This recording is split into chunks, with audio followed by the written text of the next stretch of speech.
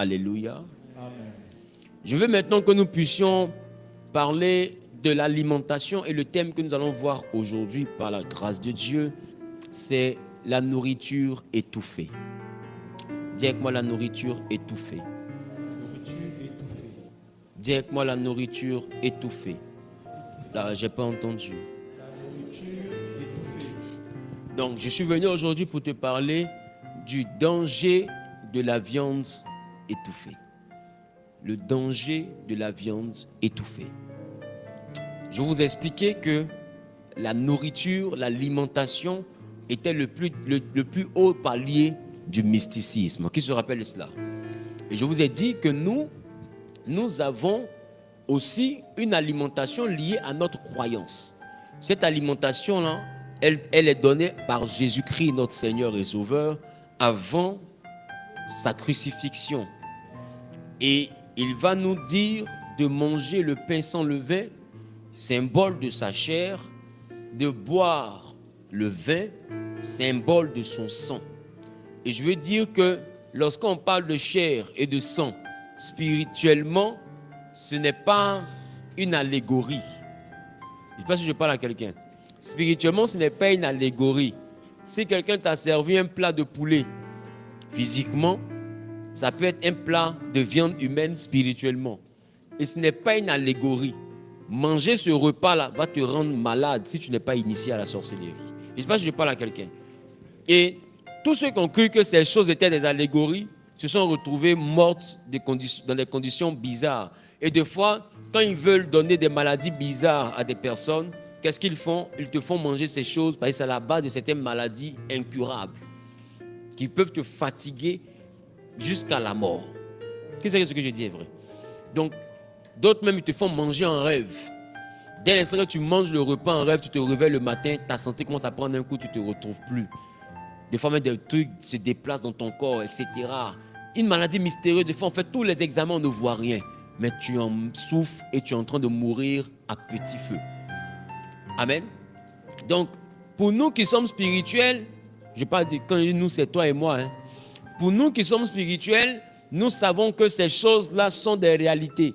Amen.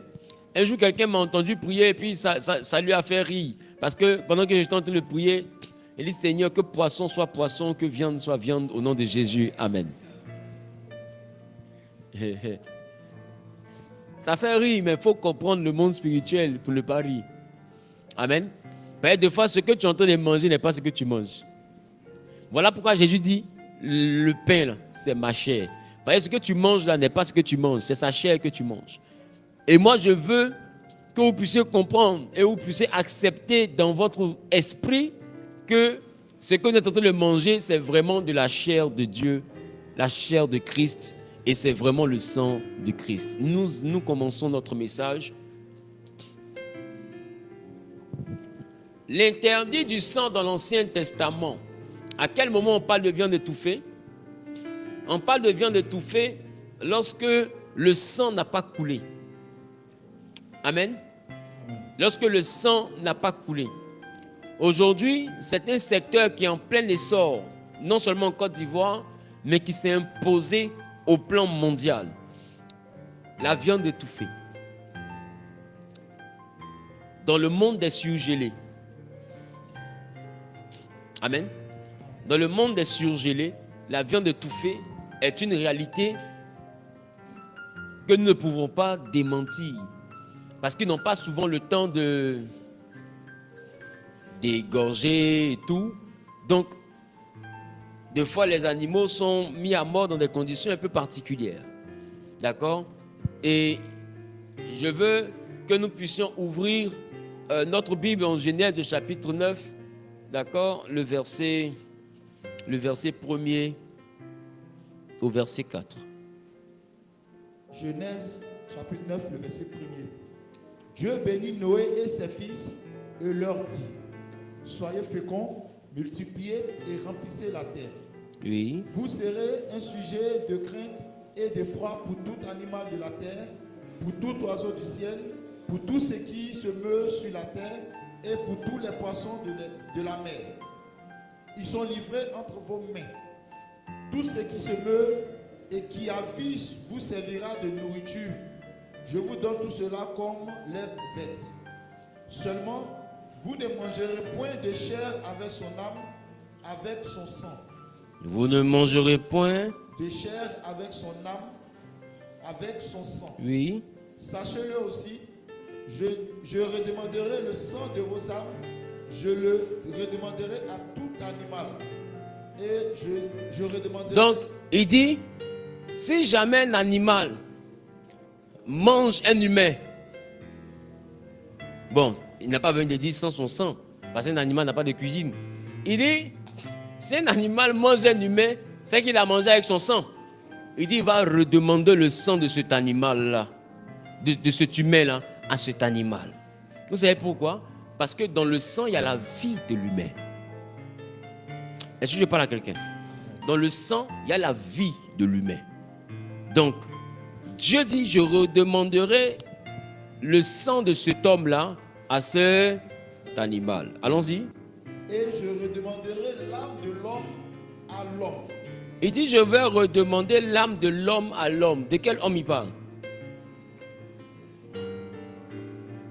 De quel homme il parle?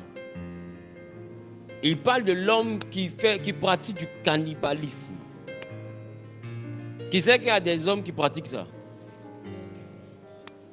Et il dit, je vais redemander le sang de l'homme à l'animal qui mange l'homme. Je vais demander aussi le sang de l'homme à l'homme qui est dans le même contexte, qui mange l'homme. Et ensuite? À l'homme qui est son frère. Oui. Si quelqu'un verse le sang de l'homme... Là, je pense que là, il parlait des sorciers de chez nous. Là. À l'homme qui est son frère, parce qu'ils sont tes parents, et c'est eux qui mangent tout le monde. Il dit, il va redemander le sang. Allons-y. Si quelqu'un verse le sang de l'homme, par l'homme, son sang sera versé. Car Dieu a fait l'homme à son image. Alléluia. Donc ici, nous sommes dans la deuxième dispensation. La première, c'est laquelle? La première, c'est celle d'Adam. D'accord? La première, c'est celle d'Adam. Genèse, le chapitre 26. Chapitre 1, premier, le verset 26 au verset 27 et 28. Lisons rapidement.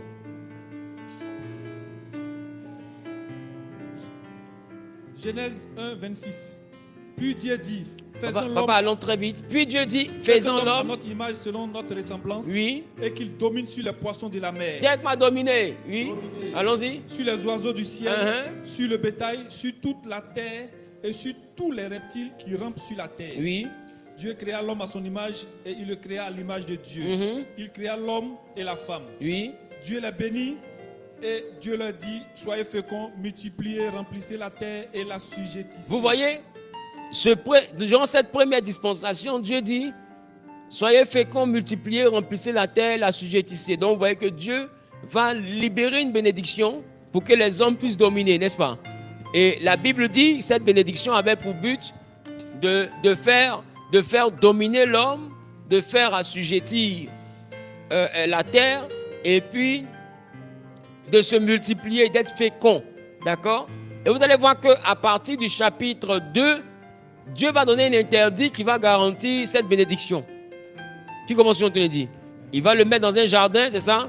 Et il va dire, vous pouvez manger le tout, sauf de l'arbre qui est au milieu du jardin. Il dit, selon ce qu'il a dit, il dit, le jour où vous mangez, vous allez mourir. Donc, Dieu a été clair là-dessus.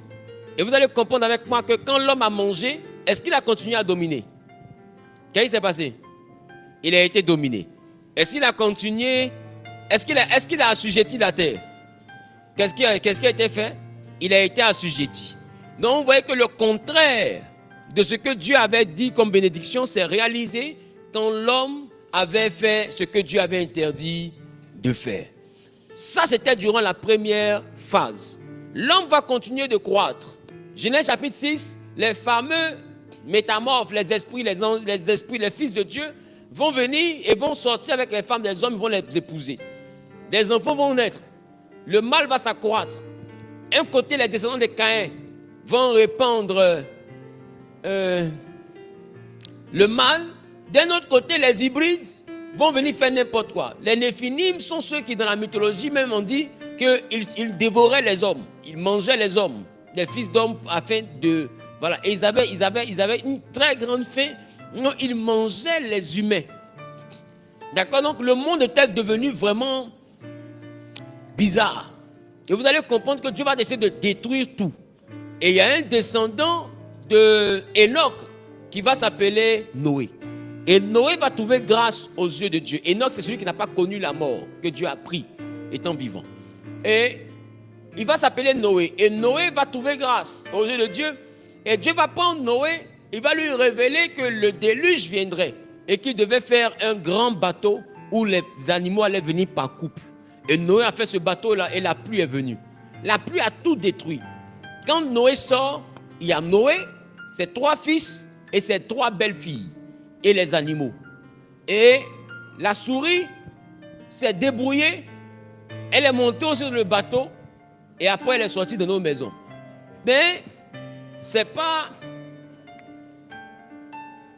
Pourquoi Noé n'a pas laissé moustique même?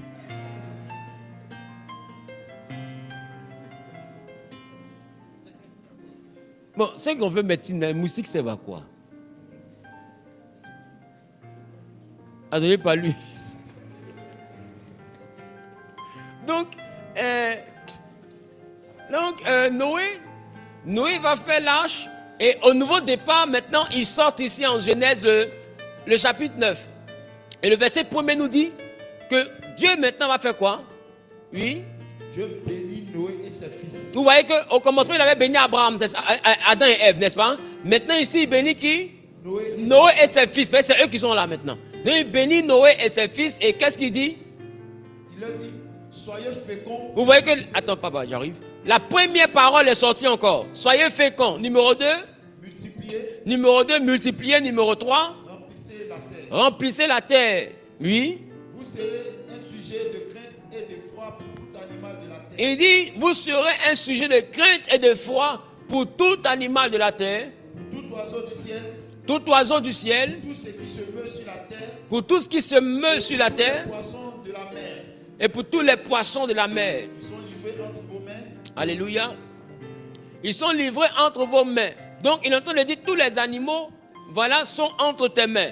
Mais en Genèse chapitre 3, pour vous qui avez bien lu la Bible, en Genèse chapitre 3, on dit le serpent était l'animal, à partir du verset 1er, le serpent était l'animal le plus rusé de tous les animaux que l'Éternel Dieu avait fait. Et plus tard, on découvre que le serpent, c'était qui? C'était le diable, d'accord? Donc, vous voyez que les esprits ont souvent été appelés les animaux. D'accord? Même quand Ézéchiel voit la vision du ciel, il voit les êtres vivants. Qu'est-ce qu'il voit? Il voit la forme, la face d'un aigle. Ce n'est pas un animal. Il voit la face d'un bœuf. Ce n'est pas un animal. Il voit la face d'un lion. Ce n'est pas un animal. Il voit la face de l'homme. Alléluia. Et ensuite, Jésus, même que notre Seigneur, il est identifié par 2 types. Agneau et lion. Donc, vous allez comprendre que ce Noé-là devait assujettir tout ce qui était animal. Animal physique comme spirituel. Il devait être un sujet de foi. Tout ce qui se meut sur la terre. Vous devez comprendre que le premier mouvement qui a eu lieu sur la terre n'était pas un mouvement physique, c'était le mouvement de l'Esprit de Dieu. Les esprits se meuvent aussi sur la terre. Ils parcourent aussi les sentiers des mers. Je pense qu'on vient de vivre le monde aquatique. Donc on est mieux placé pour comprendre que dans le monde aquatique, les esprits se meuvent. Bravo. Donc sur la terre aussi, les esprits se meuvent. Il y a les entités terrestres, il y a les esprits. Dans les airs aussi, les entités se meuvent. On a parlé de Belzébuth. On a vu Jésus qui a dit à un démon de sortir. Le démon lui a dit, ne me mets pas dans le vide pour ne pas que Belzébuth me tourmente. Amen. Donc il y a les démons des airs. Amen. Dans le ciel aussi, dans les différents niveaux du ciel, il y a les entités. On a vu Gabriel dans l'une des Daniel chapitre 10 qui a été bloqué là-bas. Amen. Qui a été bloqué là-bas 21 jours, d'accord, par des entités qui opéraient dans cette dimension. Donc, nous avons quand même vu que il y a beaucoup d'êtres, il y a beaucoup d'entités qui se meuvent, d'accord? Et Noé devait dominer et ses fils devaient dominer sur tout ça, d'accord? Qui comprend ce que je dis? Il devait dominer sur tout ça. Maintenant, poursuis.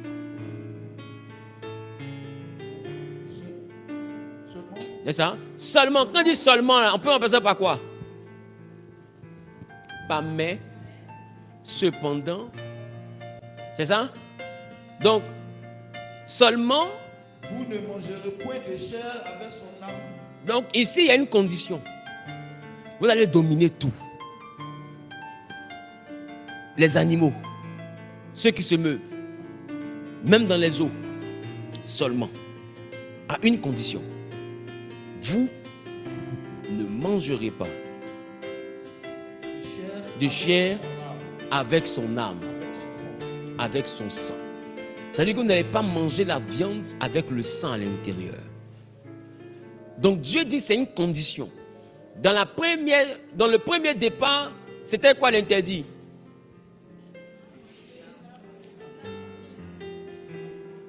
C'était ne pas manger l'arbre de la connaissance du bien et du mal. C'est ça? Dans le deuxième départ, c'est quoi l'interdit? Maintenant, ma question, est-ce que le deuxième interdit est lié au péché? Est-ce que le deuxième interdit est lié au péché? Non? Très bien. Le deuxième interdit n'est pas lié au péché. Pourquoi? Parce que le premier interdit n'est pas lié au péché. Le péché, c'est la désobéissance à une ordonnance. Amastia. Donc, amastia veut dire désobéissance. Donc, tu vas comprendre avec moi que Adam a eu la domination sur tout. On lui dit seulement, vous ne mangerez pas du fruit qui est au milieu du jardin. Donc, le péché, c'était manger le fruit. N'est-ce pas? Donc, lorsqu'ils ont mangé le fruit, ils ont péché. Et Dieu décide maintenant de mettre fin à cette civilisation. Il commence avec Noé. Et il dit à Noé, vous allez dominer comme Adam devait dominer. Seulement, vous ne mangerez pas de chair avec son sang. Amen. Amen. Amen. Vous ne mangerez pas de chair avec son sang. Et il dit plus tard, je vais redemander le sang de l'homme à l'homme, le sang de l'animal à l'animal. Il ne dit pas vous mourrez. Vous savez pourquoi? Parce que l'homme est déjà mort. Depuis le péché d'Adam, les hommes sont déjà morts. Le salaire du péché, c'est la mort. Non, Jésus est venu nous sauver de cette mort. Donc Dieu ne peut plus venir dire, vous mourrez, parce qu'on a déjà joué la carte de la mort, on est déjà mort. On ne peut pas tuer quelqu'un qui est déjà mort. Donc maintenant, Dieu fait comprendre que je vais redemander le sang. D'accord? Donc, si Dieu dit seulement, ça veut dire que manger de cette nourriture a une conséquence. Amen. Et je suis tenté maintenant de vouloir essayer de développer un enseignement pour qu'on puisse voir qu'est-ce que la Bible dit là-dessus. Qu'est-ce que les apôtres aussi ont dit là-dessus. Amen. Et qu'est-ce qui est écrit bibliquement autour de cette réalité. D'accord? Donc ce commandement donné à Noé, d'accord, a existé avant la loi de Moïse. Il ne concerne pas seulement Israël, mais l'humanité.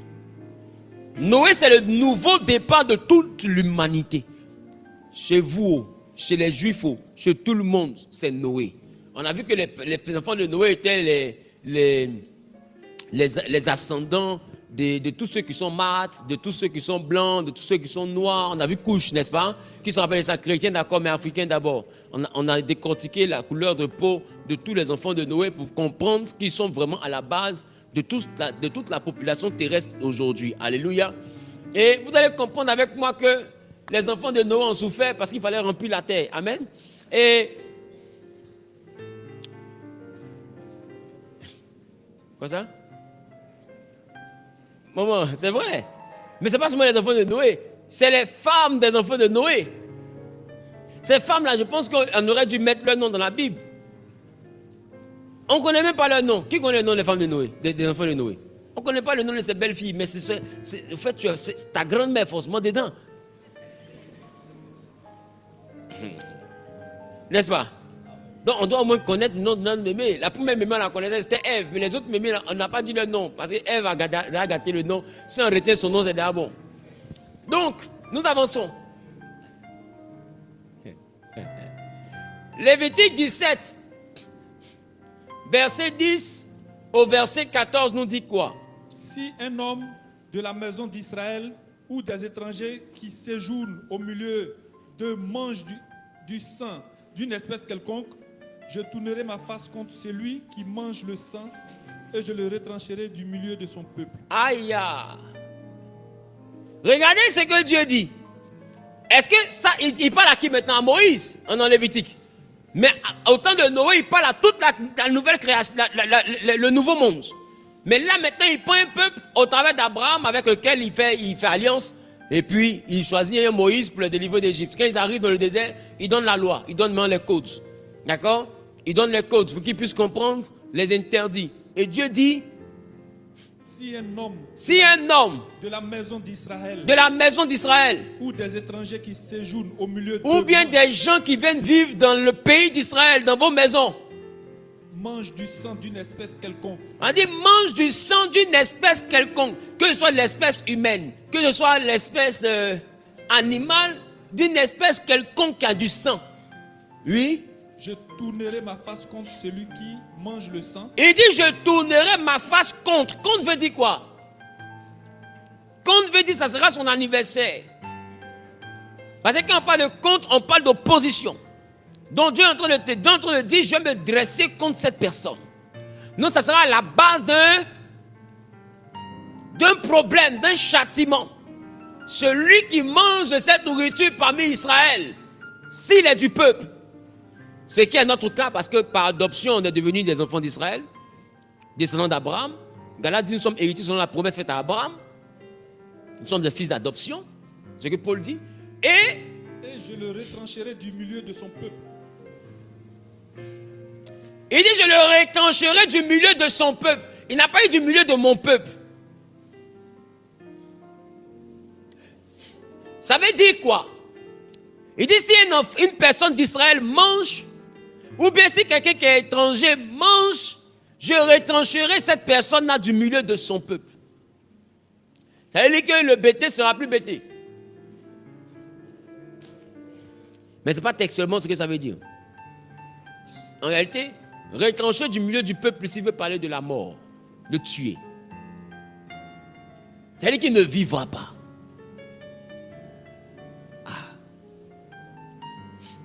Donc, ça veut dire qu'il y a la mort derrière ça. Mais le problème, c'est que la mort de laquelle Dieu parle, elle est complexe parce qu'elle me rappelle la première mort. Qui se rappelle de ça? Dieu avait dit, le jour où vous mangez, vous mourrez. Mais le jour où ils ont mangé, au lieu de mourir, ils se sont habillés. Qui était là ce jour-là? Mais Ève est partie faire une petite jupe aux feuilles de figuier. Elle a fait faire qu'elle habille. Donc, vous allez comprendre avec moi que le jour où ils ont mangé, au lieu qu'on trouve des cadavres dans le jardin, on a trouvé 2 personnes qui se sont cachées parce qu'ils disent nous sommes nus. Donc la mort n'était pas la mort physique. Donc quand Dieu dit je vais le retrancher de son peuple, au premier degré c'est la mort physique. Parce que plus tard, Adam et Ève vont mourir effectivement, physiquement. Mais la première mort n'est pas physique. C'est la mort d'une dimension. Voilà pourquoi, quand ils ont fini de manger, les yeux se sont ouverts, ils sont morts dans la dimension spirituelle et ils sont devenus charnels totalement. Donc, ça veut dire qu'ils ont été retranchés du milieu du peuple spirituel. Ils sont devenus des hommes totalement charnels. Alléluia. Donc, Dieu ici parle d'une mort. De quel type de mort? Et je pense que la mort, ou bien l'esprit de mort en démonologie, ne t'envoie pas seulement qu'à mourir, aller au cimetière. Tu peux connaître la mort financière, une forme de sécheresse. L'esprit de mort peut attaquer tes finances. L'esprit de mort peut attaquer ta santé. L'esprit de mort peut attaquer tes entreprises. Tout ce que tu fais ne prospère pas. Donc la mort, elle se manifeste à plusieurs niveaux. Je ne sais pas si je parle à quelqu'un. Mais ce n'est pas initialement aller au cimetière. Mais ça va finir là-bas, quoi. Mais ça ne commence pas là-bas. Donc il y a des choses que vous vivez qui sont des résultats de la mort. Et je vous ai dit, on est spirituel lorsqu'on comprend qu'après la prière, après l'église, quand on se retrouve au quartier de Palmeraie, quand on se retrouve à Yopougon, ci-de-ci, quand on se retrouve, comment on appelle ça, à La Passe, à Libreville, quand on se retrouve, c'est ça? Quand on se retrouve à Bakongo, à Brazzaville, quand on se retrouve dans des quartiers pareils, ou bien à Ouagal 2000 au Burkina, il faut comprendre que la vie spirituelle continue. Et chacun va se recharger chez son Dieu, soit avec la vision de son Dieu, et puis vient dans la société avec cette vision, et chacun travaille pour exécuter ce que son Dieu lui a demandé. Voilà pourquoi nous sommes la lumière du monde. Le chrétien est le seul qui sort de l'église, et dès qu'il sort de l'église, il ne se sent plus en mission parce qu'il n'est pas pasteur, il s'en vend toffee. Et il devient vendeur de toffee. Il ne comprend pas la vision de son Dieu dans la société, il ne s'engage pas pour ça, il attend dimanche pour retourner à l'église. C'est pourquoi beaucoup de chrétiens vont partir en enfer, parce qu'ils ne savent pas pourquoi ils ont été sauvés. Pour eux, ils ont été sauvés pour être des sauvages. Pour eux, ils ont été sauvés pour avoir un travail prospère. Non, la première raison n'est pas le travail. Le travail qui va te donner est même une extension de ton ministère. Par le travail, il veut que tu gagnes des familles. Par le travail, il veut que tu impactes des vies. Par le travail, il veut que tu brilles sur des maisons. Par le travail, il veut que il dit, par ta lumière, nous voyons la lumière. Non, par ta lumière, d'autres doivent voir la lumière. Non, c'est un combat. Dieu ne nous bénit pas par hasard. Dieu nous bénit pour qu'on puisse présenter le combat à notre niveau. Donc l'argent que Dieu te donne, la gloire que Dieu te donne, ne c'est pas pour ta gloire, c'est pour sa gloire. En réalité, il te bénit pour que quand tu sors, tu sois équipé pour la mission à laquelle lui t'a appelé. C'est pourquoi il dit, personne ne vient à lui tant que lui, l'Éternel, il ne l'a appelé. On n'est jamais chrétien par hasard. On est chrétien parce que nous sommes des soldats recrutés par le ciel pour aller affronter le monde des ténèbres dans nos quartiers, dans nos maisons, dans nos villes, dans nos villages. Mais le chrétien, il ne combat que pour sa destinée. Les gens bloquent mon travail, les gens bloquent mon voyage, donc je me lève contre eux, je gêne contre ça. Non, tu n'es pas la raison pour laquelle Dieu t'a converti. On ne sauve pas de la noyade quelqu'un qui est derrière dans la pirogue.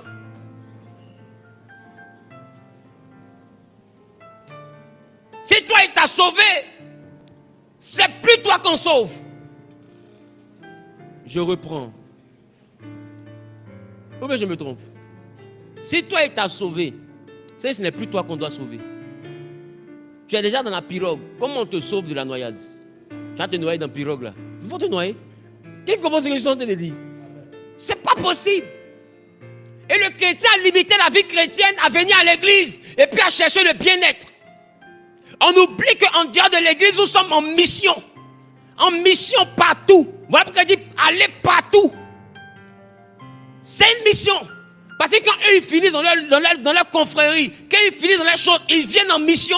Même les sorciers, quand ils finissent dans leurs réunions, ils viennent en mission. Ils se transforment en servantes. Ils rentrent dans les maisons. Ils espionnent. Ils vont rendre compte. Ils reviennent. Ils comprennent la destinée des enfants. Ils cherchent comment attaquer les enfants. Comment initier les enfants. Comment diviser les foyers. Et puis elle travaille. C'est pas son salaire là qu'elle veut seulement. C'est comment détruire votre maison. Elle cherche. Parce qu'elle est en mission. Sa vraie mission est derrière son travail. Qui comprend ce que je suis en train de dire? Le chrétien est le seul qui ne comprend pas la mission. Parce que beaucoup ne sont pas spirituels. C'est pourquoi depuis un certain moment, je suis en train d'insérer dans la francophonie le mysticisme christocentrique pour que le chrétien comprenne la face cachée de sa conversion. Il y a une raison cachée, mystérieuse, pour laquelle Dieu t'a converti. Il t'a converti parce que quand il te regarde, il voit en toi quelqu'un qui est capable de mener le combat. Il t'a converti parce qu'il a vu en toi quelqu'un qui est capable. Tu dois comprendre ton poste. On ne recrute pas un supporter dans une équipe. Donc Dieu ne recrute pas des acclameurs. Quelqu'un qui aime Chelsea, non, le met attaquant. C'est ça. Quelqu'un qui aime Chelsea, on le met attaquant. Tu aimes Chelsea, on te met défenseur. Tu aimes quoi encore? Real. Donc on te met latéral droit. C'est possible ça. Tout le monde te met milieu offensif. Parce que tu es toujours dans tous les matchs. Parce qu'ils sont fous quoi, c'est ça. Aimer Dieu n'est pas de toi un chrétien. C'est pas parce que tu l'aimes qu'il t'a choisi. Il t'a choisi d'abord parce que tu es compétent. Donc arrête de te voir comme un incompétent. Arrête de te voir comme quelqu'un qui ne peut pas. Dieu ne recrute pas les incapables. Quand Moïse dit, qui suis-je pour aller vers Pharaon? Il est le seul qui ne voit pas qui il est. C'est parce que tu es toi-même que c'est toi qui dois partir. Quand Dieu parle à Gédéon, Gédéon dit, je suis quelqu'un qui n'est pas considéré. Dieu lui dit, hey, va avec la force que tu as. Parce que quelqu'un ne peut pas rencontrer Dieu et puis être faible. Des gens même dans nos villages ont croisé des génies, on dit ils sont durs. Ils ont croisé des revenants, ils voient les revenants, on dit ils sont clairvoyants, ils sont durs. Ça, c'est les durs du village. Et puis toi, tu as croisé Dieu, l'Esprit de Dieu te parle et puis toi, tu es faible. Toi, tu croises Dieu, toi, tu es faible. Eux croisent génie, ils sont durs. Il y a un problème. Dis à ton voisin, en dehors de l'église, je suis en mission. En dehors de l'église, je suis en mission. Et ici, vous devez comprendre que le combat continue même dehors. Alors Dieu dit, quand vous serez dans vos maisons, il y a des choses qu'on ne fait pas. Quand vous irez au restaurant, il y a des choses qu'on ne mange pas. Quand vous allez dans les baptêmes, il y a des choses qu'on ne prend pas. Et eux, ils sont toujours dans leur guerre. Et si vous remarquez, ils ne sont pas distraits. Hein? Non, ils ne sont pas distraits. Ils finissent leur réunion, ils font sortir des films. Aujourd'hui, il y a des modèles. Là. Si ce n'est pas dans ton film, il n'y a pas de financement. Ça, on ne met même pas ça même à la télé. Il faut que tu mettes ça un peu d'abord. Et puis on valide le film. Ils ne sont pas distraits, ils sont concentrés. Le chrétien est le seul qui est éparpillé dans mariage, dans voyage, dans travail et d'augmentation des salaires. Il veut une promotion. Il ne faut pas échapper ton entreprise. Il faut échapper à grandir dans l'entreprise des gens. Je ne sais pas si je parle à quelqu'un. Et ton Dieu dit, si quelqu'un parmi nous en Israël, ou bien un étranger qui vit chez nous, mange le sang avec la viande, cette personne-là doit être retranchée. Demande à ton voisin, quelle est la partie de toi qui a été retranchée?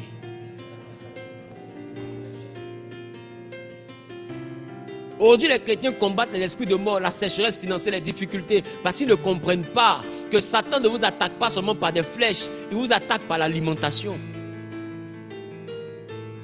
C'est pourquoi Dieu dit, puisque tu as négligé la connaissance, moi l'Éternel, je te rejetterai. Satan vous attaque aussi parce que vous mangez.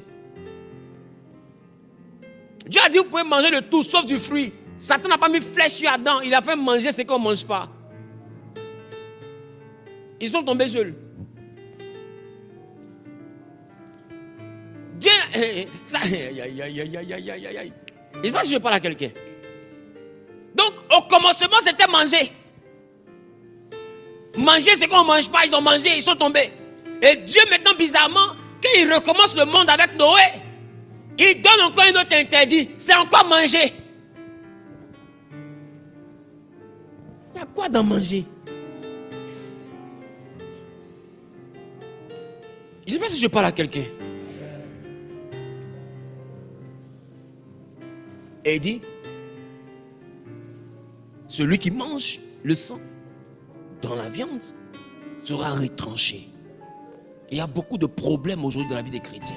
Le mot hébreu sang parle de d'âme. D'accord? Et le mot âme parle de nefesh. Et nefesh est dans d'âme. Qui commence à te le dire? Nefesh est dans d'âme. Et si tu vois que d'âme est la racine de Adam.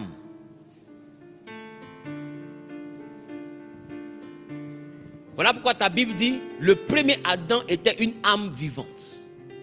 Mais le deuxième Adam était un esprit vivifiant. Parce que, quand l'Esprit de Dieu a soufflé dans les narines d'Adam, la Bible dit, il devait une âme vivante. Et puisque c'est une âme qui vit, alors c'est Adam, l'âme qui vit. Voilà pourquoi la vie d'un homme, c'est son âme. Quand l'âme meurt, il n'y a plus Adam. Il y a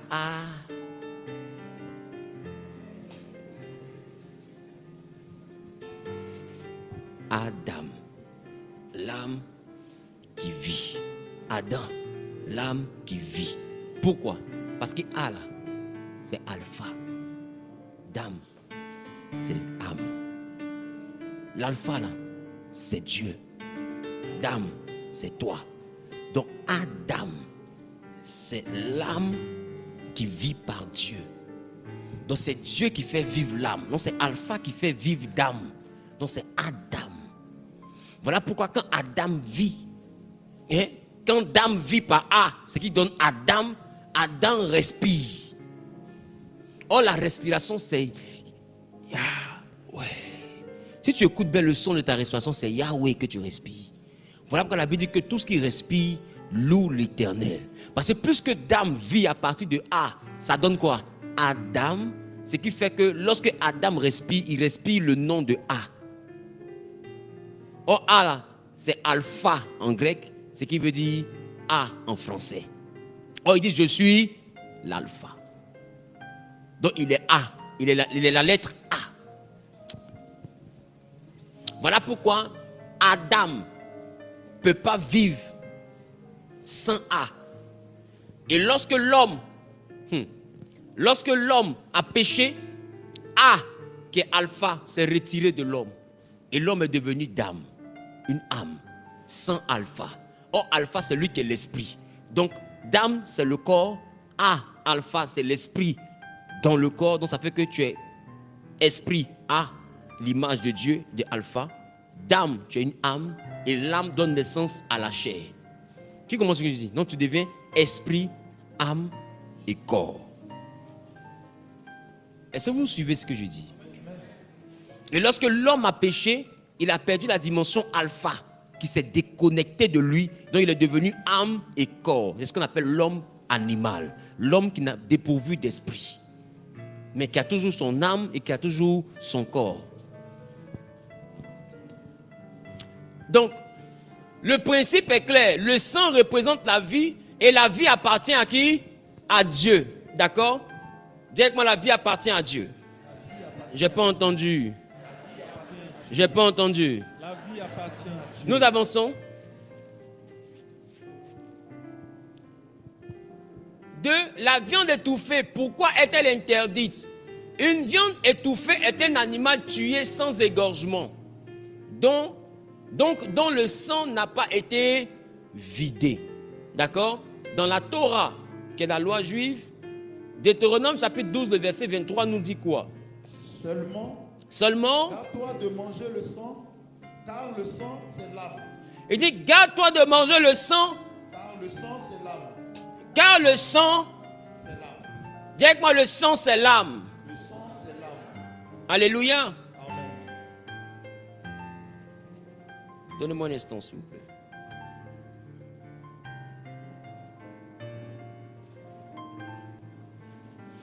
Garde-toi de manger le sang, car le sang, C'est l'âme. dis avec moi, le sang c'est l'âme. Le sang c'est l'âme.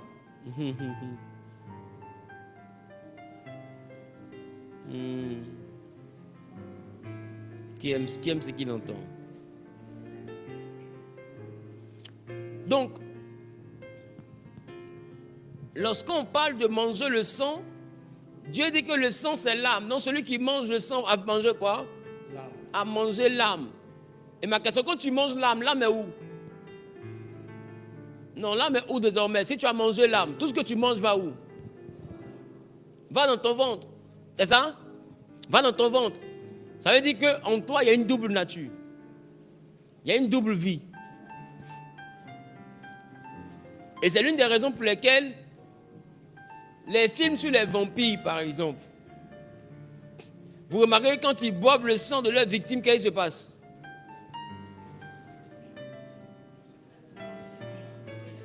Ils se régénèrent. Pourquoi? Parce qu'ils prennent la vie de celui dont ils ont bu le sang. Qui comprend ce que je suis en train de dire? Et ils ont besoin de prendre les vies de plusieurs personnes, parce qu'en réalité, c'est la vie des autres là qui les fait vivre. C'est ça le vampirisme. Est-ce que je parle à quelqu'un? Donc, vous devez comprendre que manger le sang, c'est manger la vie d'un être. On dit l'âme qui pêche, c'est elle qui mourra. L'âme a en son sein un peu comme une carte mémoire, un peu comme une boîte noire qui a la mémoire de tout ce que l'être a vécu. Donc l'âme ne prend pas seulement que la vie. L'âme prend aussi l'histoire de celui qui a vécu. Est-ce que je parle à quelqu'un?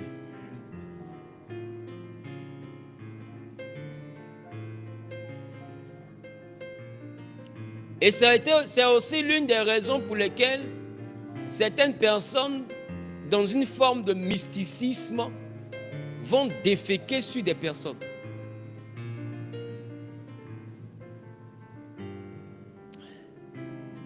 Le corps se purifie. Et le corps se purifie par quelque chose qu'on appelle l'excrément. Je parle à quelqu'un? Je peux en parler? Le corps se purifie par quelque chose qu'on appelle les excréments. Ce n'est pas l'origine, ce n'est pas le but de mon truc, mais je veux rentrer dans quelque chose. Et vous allez remarquer que dans la Bible, Dieu avait demandé à ce que, quand on doit déféquer, qu'on défèque dehors, hors du camp. Vous allez remarquer que dans nos villages, nos parents avaient toujours l'endroit où on défèque reculé. Parce qu'en réalité, les déchets, c'est ce qui souille le corps qui sort. Et quand des personnes prennent le sang, sinon le liquide rouge d'une personne, je dis ça parce que nous sommes sur les réseaux aussi, à cause des algorithmes et tout, le liquide rouge d'une personne, en réalité, ils prennent deux choses, la vie et l'histoire. Dans l'histoire, il y a les actions. Dans les actions, il y a les iniquités, il y a les impuretés. On se comprend un peu? Le problème, c'est que une âme, lorsque quelqu'un la consomme, cette personne-là ne peut pas. Cette personne ne peut pas se débarrasser du côté impur d'une autre façon que le fait de déféquer.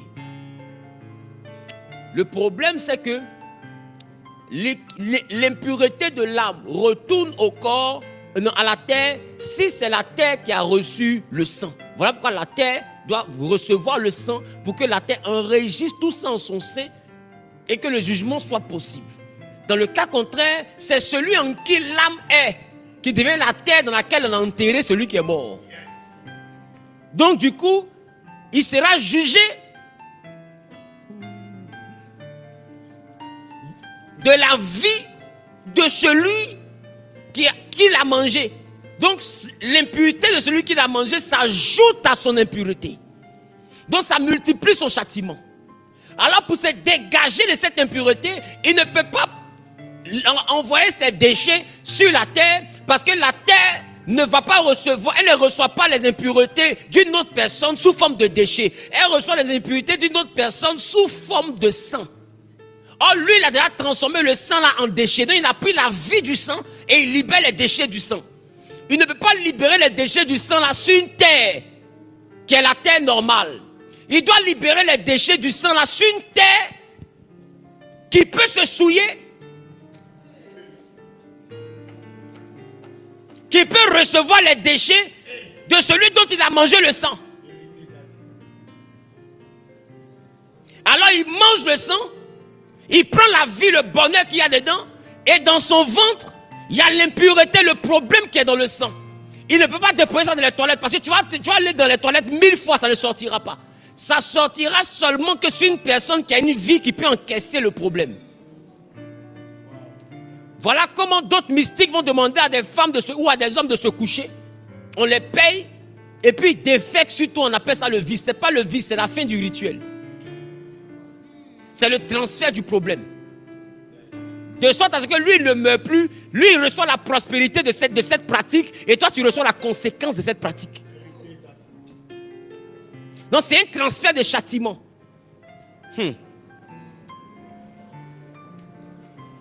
J'ai dit, il faut le mysticisme christocentrique. Je n'ai même pas encore commencé à expliquer les choses compliquées.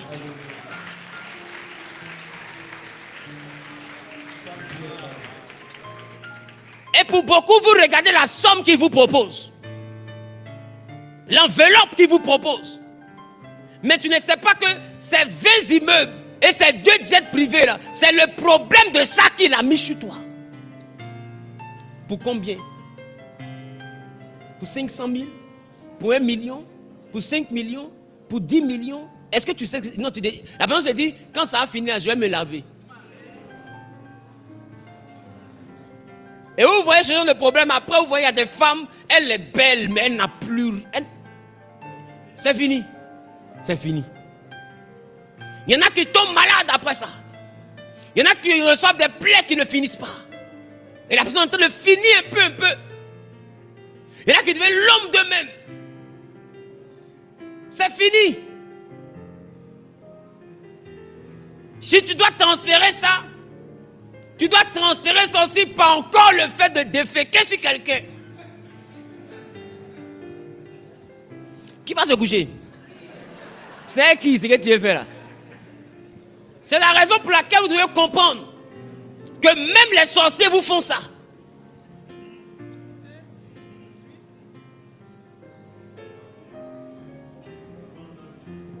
Vous devez comprendre que même les sorciers vous font ça. Il y a des personnes qui sont conscientes, qui vont déféquer sur elles.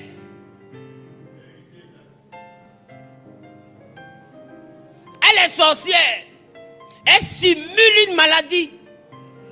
Elle peut attendre que tu viennes la déplacer. Elle défecte sur elle parce qu'elle veut que tu sois en contact avec le déchet. Parce que le sang qu'elle consomme dans le monde spirituel met un jugement sur elle. Donc c'est comme si le jugement de toute la sorcellerie qu'elle a pratiquée descend sur la personne qui touche son déchet.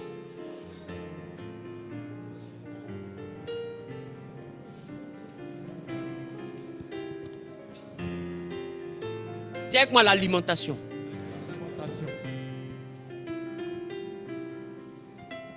Hey. Et dans vos villages, c'est souvent arrivé. Quand ils veulent envoyer le malheur sur une maison, ce genre de déchets là, l'odeur même est un envoûtement. Chez les bétons, on appelle ça gouniri. C'est-à-dire le déchet du sorcier. C'est-à-dire il vient, il défecte dans ta maison, tu ne peux plus construire. D'autres même prennent ça et puis ils écrivent au tableau. C'est une autre manière d'envoyer le châtiment sur des personnes. Et il y en a qui pratiquent cette sorcellerie alimentaire, qui mangent des nourritures infectées, abominables spirituellement, et qui viennent déféquer et qui s'arrangent pour que tu rentres dans les toilettes. Donc ils ne tirent pas l'eau.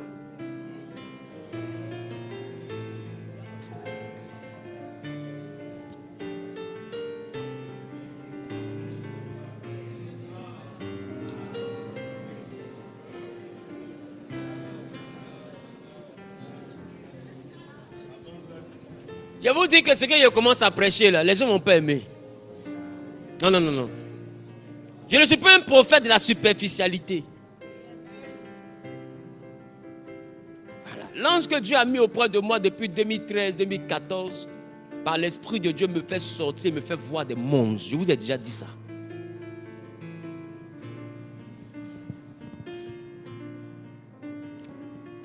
C'est la raison pour laquelle vous devez savoir que vos maisons ne doivent pas manquer d'hôtel.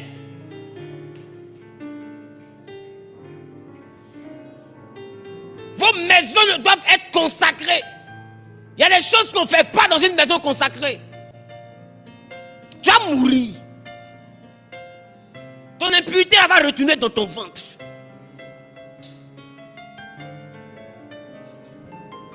Mais continuons. Donc vous voyez qu'il y a des personnes sur qui les ont défaits. Un temps c'était la mode en Côte d'Ivoire ici. Et ça continue. Hein?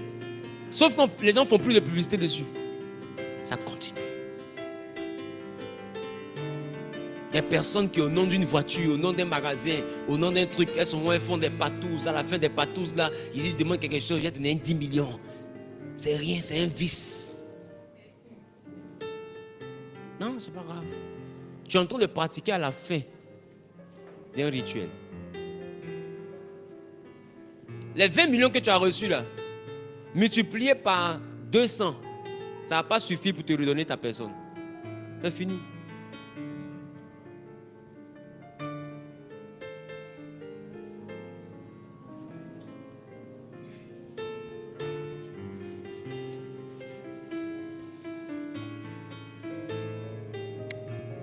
Il y a 4 personnes qui ont été victimes de ça. Écrivez au numéro qui s'affiche à l'écran.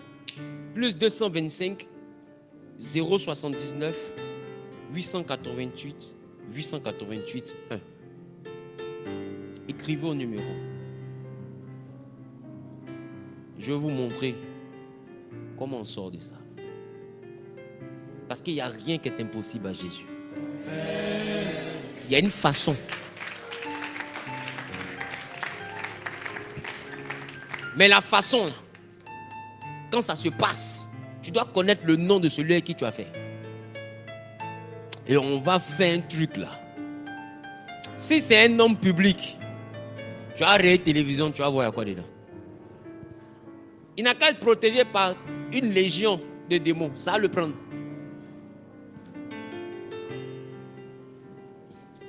Il faut écrire. C'est tout.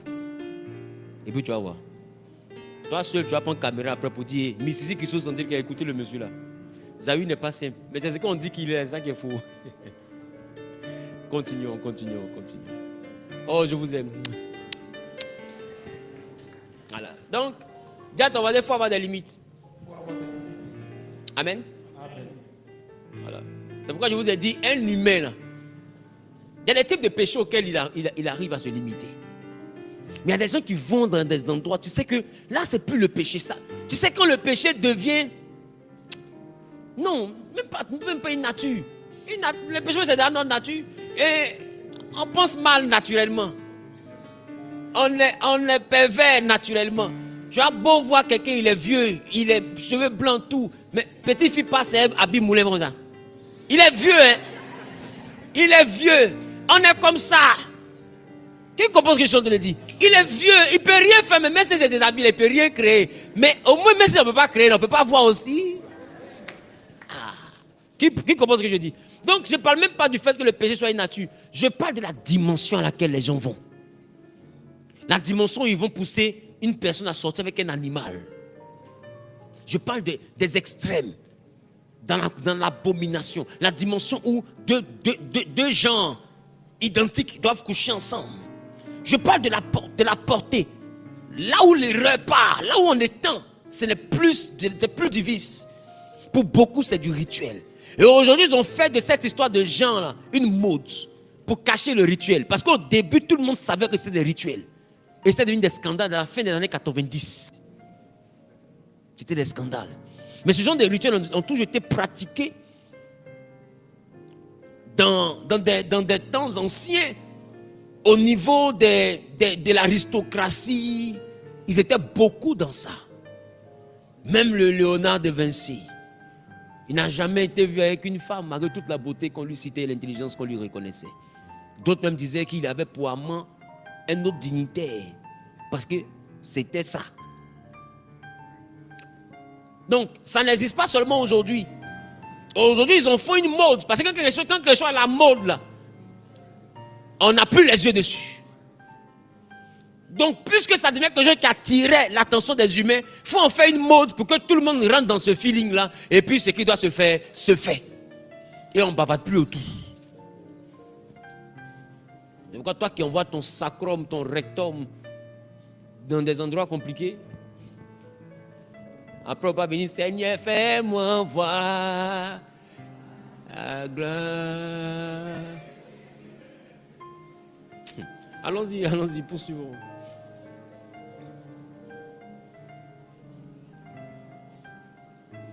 Est-ce que je parle à quelqu'un? Amen.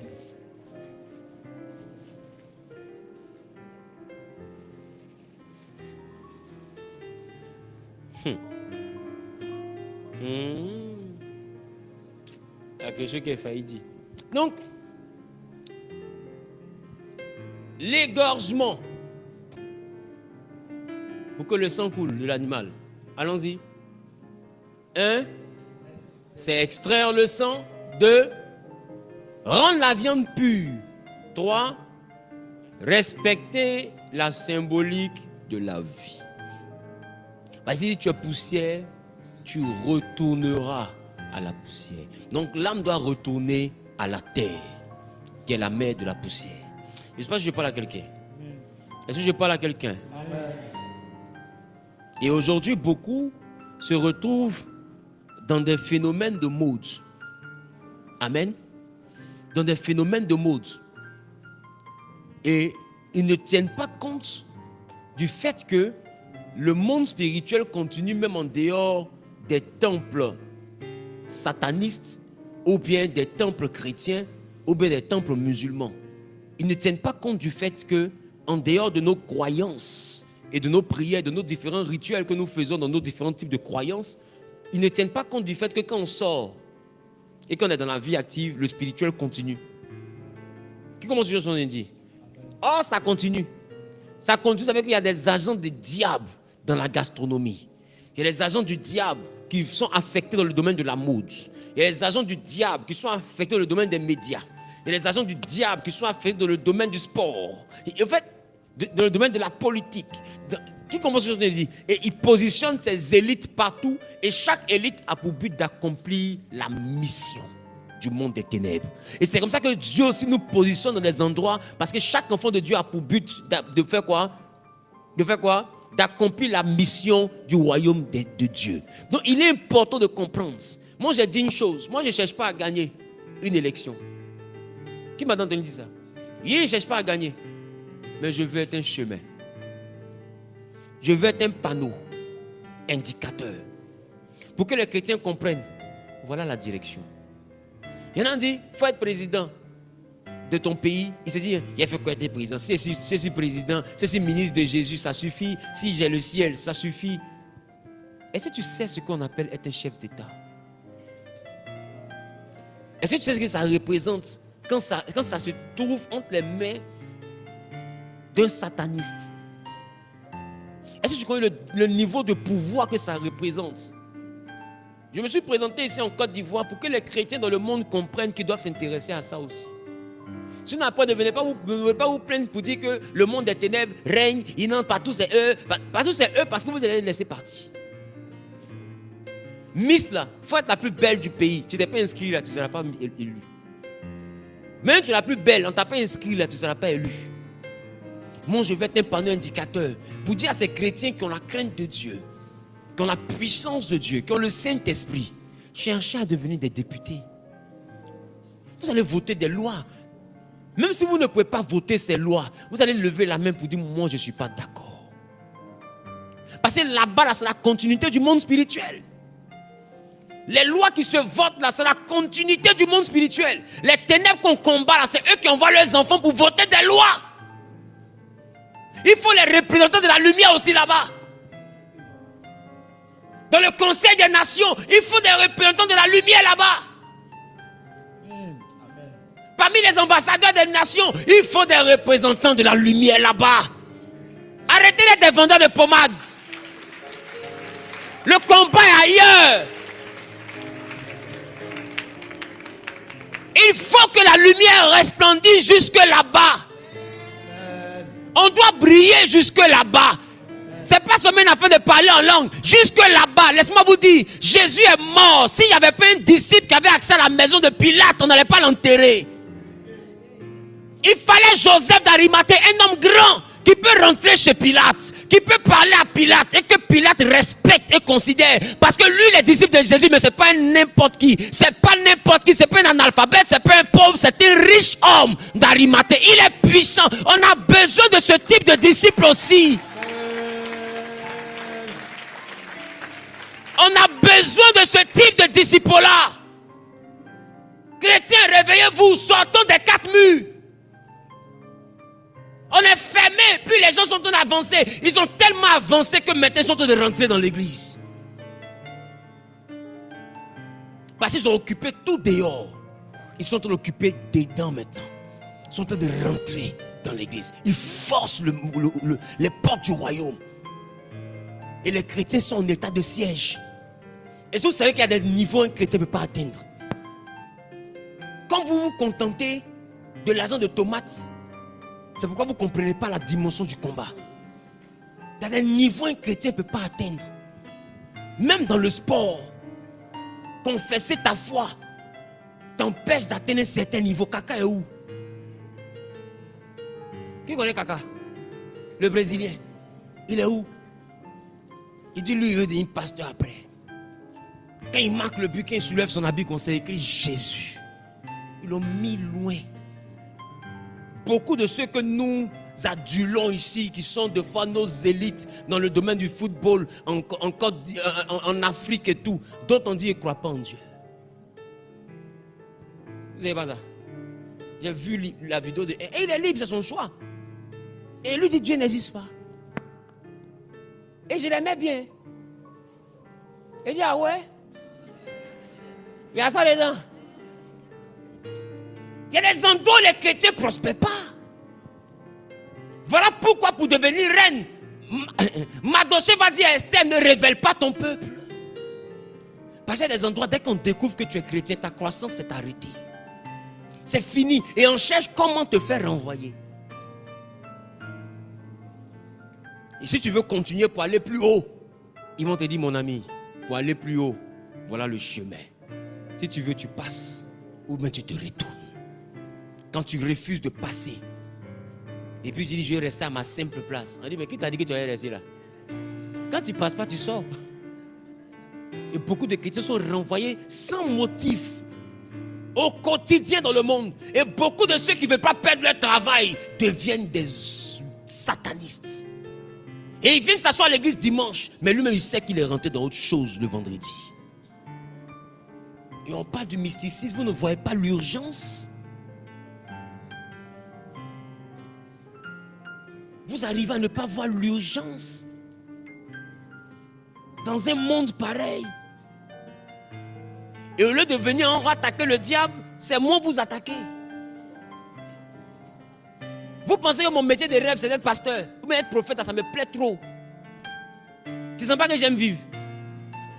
Et tu comptes mes défauts. Il a fait ceci, il a fait cela. Si tu veux là, il a fait direct t'expliquer mes défauts. Moi je crains personne. Et puis qu'il finit de t'expliquer que celui qui dit il est mieux que moi, lève le doigt. Ton aoko tu fais, on en parle?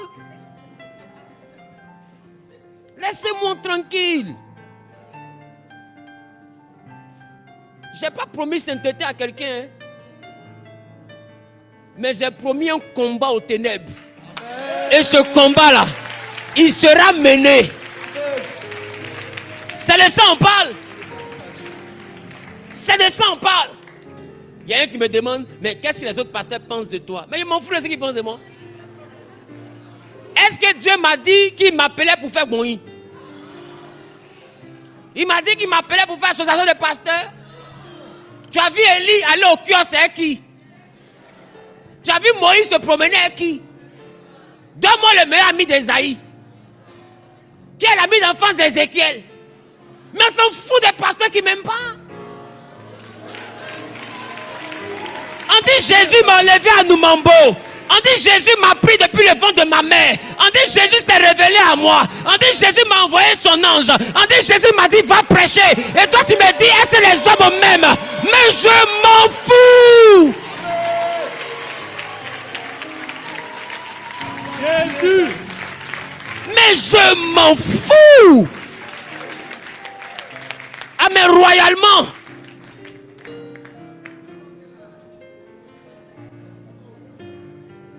Vous ne savez pas à quel type d'être humain vous avez affaire. Mon dos est dur.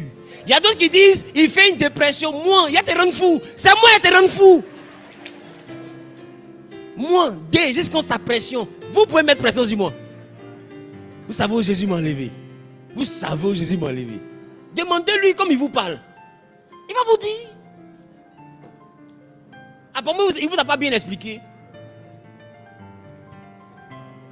Le combat est sérieux. Chrétiens, arrêtez de ne pas partir à l'école. Allez à l'école. Devenez des maîtrisards. Vous ne serez jamais Paul si vous n'êtes pas instruit.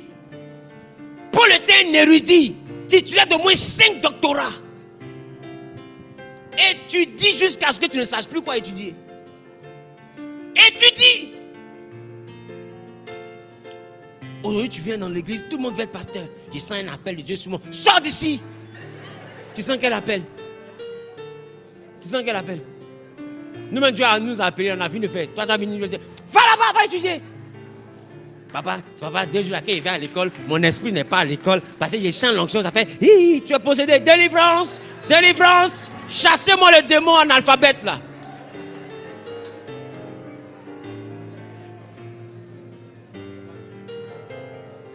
Allez à l'école, marchez aussi en réseau, faisons nos groupes aussi. Eux, ils s'embauchent entre eux, ils s'entraident entre eux. Si un a eu quelque chose quelque part dans le monde, rappelle-toi que tu es fils d'Abraham. Cherche les autres fils d'Abraham. Tu es fils d'Abraham, oui, viens, je te recrute. Tu es fils d'Abraham, viens, je te... Et puis, faisons aussi pour nous. Parce que eux, là, ils se demandent, tu es dedans aussi? Oui, je suis dedans. Ah, ok. Comment tu vas, mon frère? Oui, ça va. Et puis, tu l'as vu, il commence à sourire là, tout de suite. Là, hein. Ils se connaissent comme ça. Et peut-être il dit, mais tonton, monsieur était là avant lui. Oui, attends, je vais te voir tout à l'heure. Viens, mon frère, viens, viens.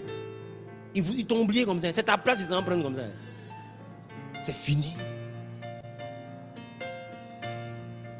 Et on parle de ça.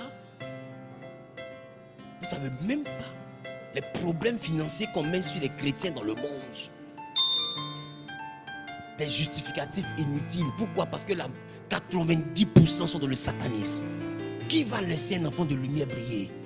Les 10% même qui restent là, il n'y a pas 2% des chrétiens dedans. Même 1%, ça ne vaut pas.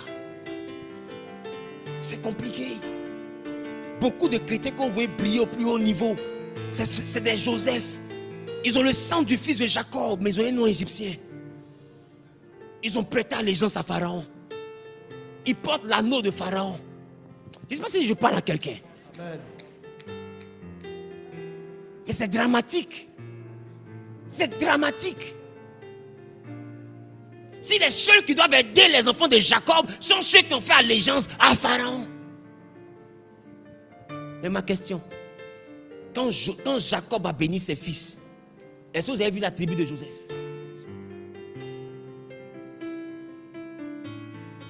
Il n'y a pas de tribu de Joseph. Jacob a repris les fils de Joseph, Ephraïm et Manassé. Parce que Joseph, il avait perdu Joseph. C'est fini. L'Égypte l'a avalé. On va perdre combien de frères comme ça? Combien qui montent, quand ils arrivent au sommet, l'Égypte les avale.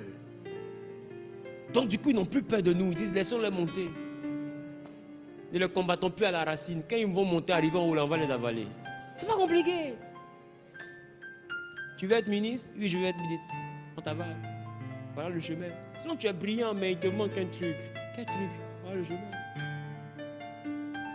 Ça peut se faire comme ça, mais il te montre un truc. Quel truc? Voilà le chemin. Je ne sais pas si je parle à un enfant de Dieu. Amen.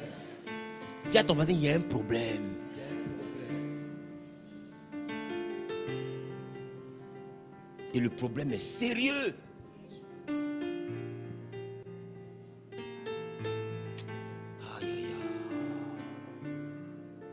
Est-ce qu'un enfant de Dieu est là? Amen. Est-ce qu'un enfant de Dieu est là? Amen. Donc je disais que les gens là sont concentrés. Dis avec moi, ils sont concentrés. Ah oui, ils sont très concentrés. Aujourd'hui, nous constatons qu'il y a un repas même duquel j'ai parlé une fois ici, le tartare. Qui connaît le tartare? Est-ce que tu peux me présenter l'image du tartare? Voilà. Voilà le tartare. Voilà le tartare. C'est la viande crue. Et aujourd'hui, dans les grands restaurants, on voit des chrétiens. Qu'est-ce que tu manges? Je veux le tartare. C'est la viande avec le sang. Ceux qui ont déjà mangé ça savent qu'il y a du sang dedans. Qui c'est ça? Il y a du sang dedans. Il y en a d'autres qui se mettent dans les quartiers et qui vendent dans les kiosques et qui vont aller prendre le sang coagulé. Qui sait que le sang coagulé, là, des fois, on dit c'est rognon. Ils vont faire le sang coagulé. Ils vont congeler le sang. Et quand le sang est congelé, ça devient comme la chair. Ils vont découper cette chair. Or, c'est du sang bio. Il n'y a même pas de viande dedans, c'est sang seulement. Et ils vont griller ça. Et ils servent ça au quartier. Tous les jeunes viennent, ils mangent. Est-ce que vous savez ce qu'on vous donne à manger? Vous pensez qu'il n'y a que dans vos rêves que les sorciers agissent? Le monde spirituel est même au coin de votre quartier, au coin de la rue. Le monde spirituel est au kiosque, le monde spirituel est au restaurant. Et Satan sait que la nourriture est un problème pour attaquer les hommes. Il ne se fatigue plus. Il ouvre beaucoup de trucs de nourriture. Les repas sont voûtés. D'autres même ont fini, même on renverse la sauce, on voit doigt de l'homme en fond des marmites. Ça s'est passé ou pas? Doigt de l'homme dans fond de marmite. Doigt humain dans fond de marmite. De sauce. De commerce. Oui, d'autres même mettent Lazare dedans. Mais voilà le tartare. Vous voyez que même œuf là c'est frais, non? Parce que tout est frais dessus, même la viande. Tout est frais. Or Dieu dit celui qui mange ça sera retranché. Et aujourd'hui, vous voyez que même dans la gastronomie, ils ont trouvé un joli nom, n'est-ce pas? Et puis ils ont mis le nom là. Et puis on met ça dans une belle carte, d'un endroit bien propre. Tu te sens roi. Des fois on te dit, mais vous voulez les entrecôtes, vous voulez ça bien cuit ou vous voulez ça saignant? Et on te précise saignant ou bien cuit. Tu ne sais même pas que saignant là, ça veut dire beaucoup de choses dans le monde spirituel. Il n'y a que les êtres de ténèbres qui mangent saignant. Moi, je ne savais pas, j'étais arrivé à Paris. Et puis, je descends et j'aime bien les entrecôtes avec les frites, hein, ou bien avec la purée de pommes de terre. Et puis, je voulais me faire les bêtés qui ont réussi, franchement. Je descends. Non, est-ce que vous voulez saignant? Non, saignant, ça va, saignant. Déjà, vous ne connaissez pas. Bonimao. Je ne connais pas. Et ils ont envoyé entrecôte, là, ils ont déposé. J'ai mangé. Les sangs. Bon, les blancs sont là-haut. Déjà, on va dire c'est la mode. Il a réussi. Ça, c'est la nourriture des gens qui ont réussi. Et puis, chaque fois, je dis, ouais, Zawi, tu es devenu quelqu'un. Il finit de manger si bé. Il m'a me reposer. Et pendant que je dors, l'ange vient. Et il me dit, point, parce qu'il a un nom par lequel il m'appelle. Il me dit Wilfried. Et je dis oui. Il dit, est-ce que tu es encore avec ton maître? Il dit, mais j'appartiens au Seigneur des Seigneurs. Il dit, mais qu'as-tu mangé? Il dit, qu'est-ce qu'il a mangé comme moi? J'ai mangé l'entrecôte. Il dit, sais-tu que c'est interdit de manger la viande avec le sang?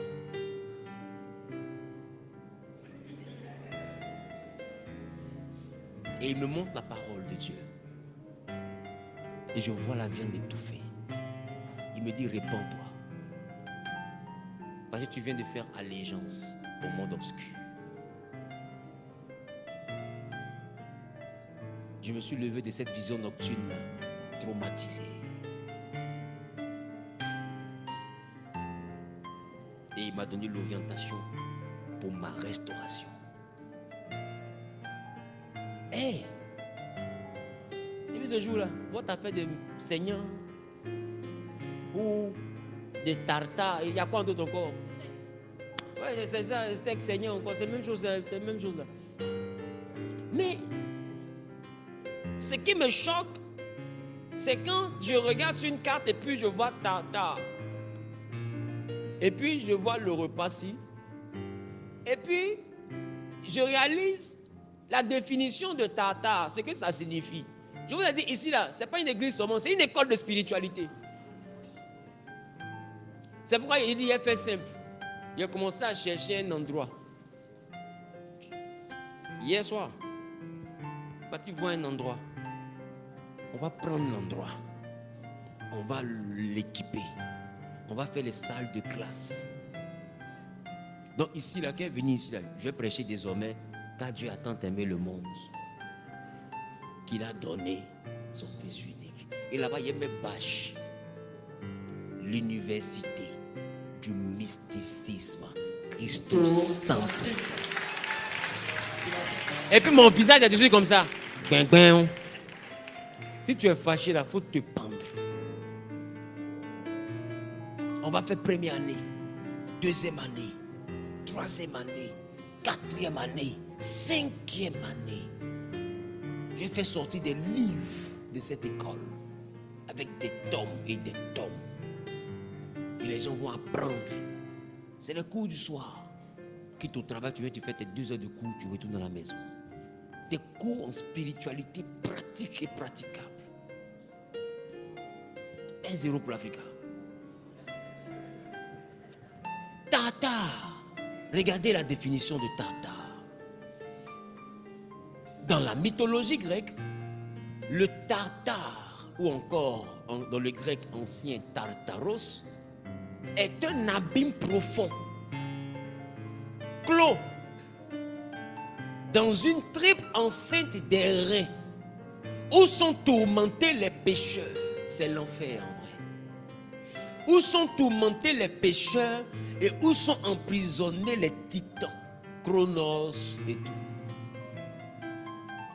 On y accède par un seuil de bronze et une porte de fer, la porte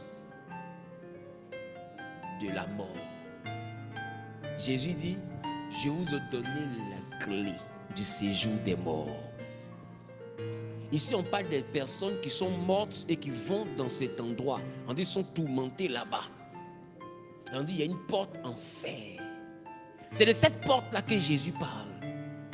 Quand il dit qu'il nous a donné la clé de la porte.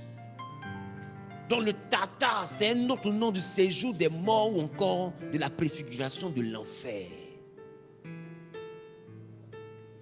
Lieu de tourment des pécheurs. Les pécheurs vont au paradis, en enfer. Ça s'appelle tartare. Non, celui qui mange le tartare mange l'enfer. Et ils ont mis ça doucement sur ta carte de menu. Vous voyez qu'ils continuent, non? Doucement, ils ont mis ça là. La spiritualité va au-delà de nos lieux de culte. La spiritualité continue jusque dans vos maisons, dans vos quartiers, dans votre bureau. Vous devez être spirituel pour savoir comprendre qu'est-ce qui est de la lumière en Christ et qu'est-ce qui n'est pas de la lumière en Christ. Qu'est-ce qui est permis et qu'est-ce qui n'est pas permis. La Bible dit ton frère, malgré que Jésus a tout payé là, il dit si ton frère commet un péché qui ne mène pas à la mort, tu prieras pour lui. Mais s'il commet un péché qui mène à la mort, tu ne prieras pas pour lui. Il y a des choses pour lesquelles il n'y a pas prière. Malgré que ça en est dans la nouvelle alliance. Vous devez faire attention. L'ignorance coûte cher. Ça coûte plus cher même qu'une inscription pour la connaissance. Si je donne ça en public, qu'est-ce que je vais donner en privé? Take ma tata. Qui a déjà vu ce repas là? Qui a déjà mangé? Devant Dieu, qui a déjà mangé? Qui a déjà mangé saignant? Qui aimait bien manger saignant? Pourquoi tu es comme ça même? Tu sais, l'honnêteté là, c'est la première chose que Dieu apprécie. Parce que je ne sais pas, quelque chose que tu aimais faire, moi aussi je te dis, d'abord ça. Aïe! Il y a quoi dedans? Aimé. Qui a déjà mangé saignant? Voilà. Il y a quoi? Personne ne va te juger. Nous tous, on ne savait pas. Moi aussi, je ne savais pas. Il a fallu que le Saint-Esprit m'éclaire pour que je comprenne. Donc, il y a un jour, tu comprends. Il y a des jours où tu ne comprenais pas. Il ne faut pas te jouer les savants, c'est de l'orgueil. Je ne sais pas, j'ai fini de faire et puis quand on demande, je fais comme si je savais. Non, c'est de l'orgueil. Il ne faut pas avoir honte. Voilà. Ne pas connaître là, ce n'est pas un handicap. Mais ça peut t'handicaper. Est-ce que je parle à quelqu'un? Voilà, donc il faut apprendre. Et on apprend toujours. Parce que pour moi, la vie, c'est une école. Amen. C'est pourquoi je vous ai dit, même si ça ne te sert à rien, il faut apprendre pour déposer. Qui se rappelle de cette phrase-là? J'étais ici et puis il a dit. Même si ça ne te sert à rien, il faut apprendre pour déposer. Ne négligez pas la connaissance. Prenez la connaissance. Tu apprends, tu déposes. Tu vas demander au Saint-Esprit. Tu jauges, tu juges, tu essaies de comprendre. S'il valide, tu consommes. S'il ne valide pas, tu rejettes la connaissance. Parce que dans la connaissance, tout n'est pas lumière. Qui comprend ce que je vous ai dit? Très bien. Nous poursuivons. Qui aime ce qu'il écoute aujourd'hui? Qui voit que ça devient de plus en plus doux à faire là? Il dit, après le 21 mars, quand on va faire la rentrée spirituelle, les cours qui vont venir là-bas là.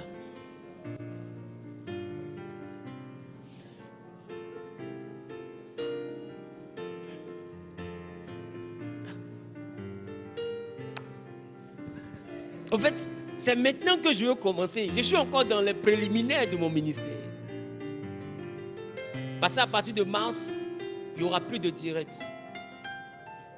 Les directs vont se faire sur Zoom, ça sera des masterclass. Point barre. Parce que je vais donner les choses crues.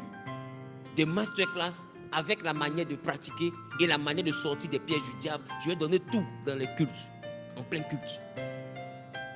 Et on va se montrer les choses. Donc, dis à ton voisin vivant. Ça sera chic. Donc, une bête étouffée égale son sang reste dans la chair. D'accord? Donc, transgression du principe divin. Ok? Et vous allez remarquer que de plus en plus, des hauts initiés obscurs, que de fois vous connaissez parce qu'ils sont devant des athées ou des gens qui ne cachent pas leurs appartenances, ils sont en train de tous devenir végétariens. Si vous remarquez, ils commencent tous à sortir de la consommation industrielle. Ils sont tous en train de partir vers le végétarien. Vous savez pourquoi? Parce qu'ils savent que la production est polluée. Du côté des animaux, là, ils savent qu'il y a un poison qui est mis à l'intérieur, qu'on appelle le sang, ou la viande étouffée. Donc eux, maintenant, qu'est-ce qu'ils font? Ils produisent ça, ils vendent, et puis eux, ils sont mangés chou. Qui voit comment ils sont mauvais? Et ils sont dans leur logique. Et eux tous commencent à manger chou. Non, moi je suis végétarien. Je ne supporte pas qu'on fasse du mal aux animaux. Je ne supporte pas qu'on fasse... Et ils prennent ça pour la... Et puis tu prends ça pour la mode, pour la tendance. Non, c'est de la spiritualité. Ils savent ce qu'ils font. Et puis vous, qui n'avez pas d'élévation spirituelle, ils vous laissent dans la viande surgelée, dans les poulets à Keteboué. Ils vous laissent. Mais là, c'est meilleur qu'on voit. Quand il dit à Keteboué, tu as pensé à quoi? Hier, voici, tu es mon fils. Tu as pensé à quoi? À poulet, tu es mon fils. Tu es mon fils. Oh, c'est pas possible, je t'aime trop. Donne-lui un peu de 5 000 s'il vous plaît. Donne-lui un peu de 5 000 s'il vous plaît. Il a pensé à poulet. Mais le poulet était comment quand tu as pensé à lui? Il était? Il dit il était doux. Alléluia. Donc, le truc, c'est qu'on puisse comprendre que quand on sort d'ici, le spirituel continue. Donc les gens qui viennent chez vous et puis pissent sur eux, ils pissent sur les matelas, ne voyez pas seulement qu'il fait pipi au lit. Il y a du spirituel, il y a des envoûtements par ça. On va arriver à tout ça, vous allez comprendre. On va arriver à tout ça.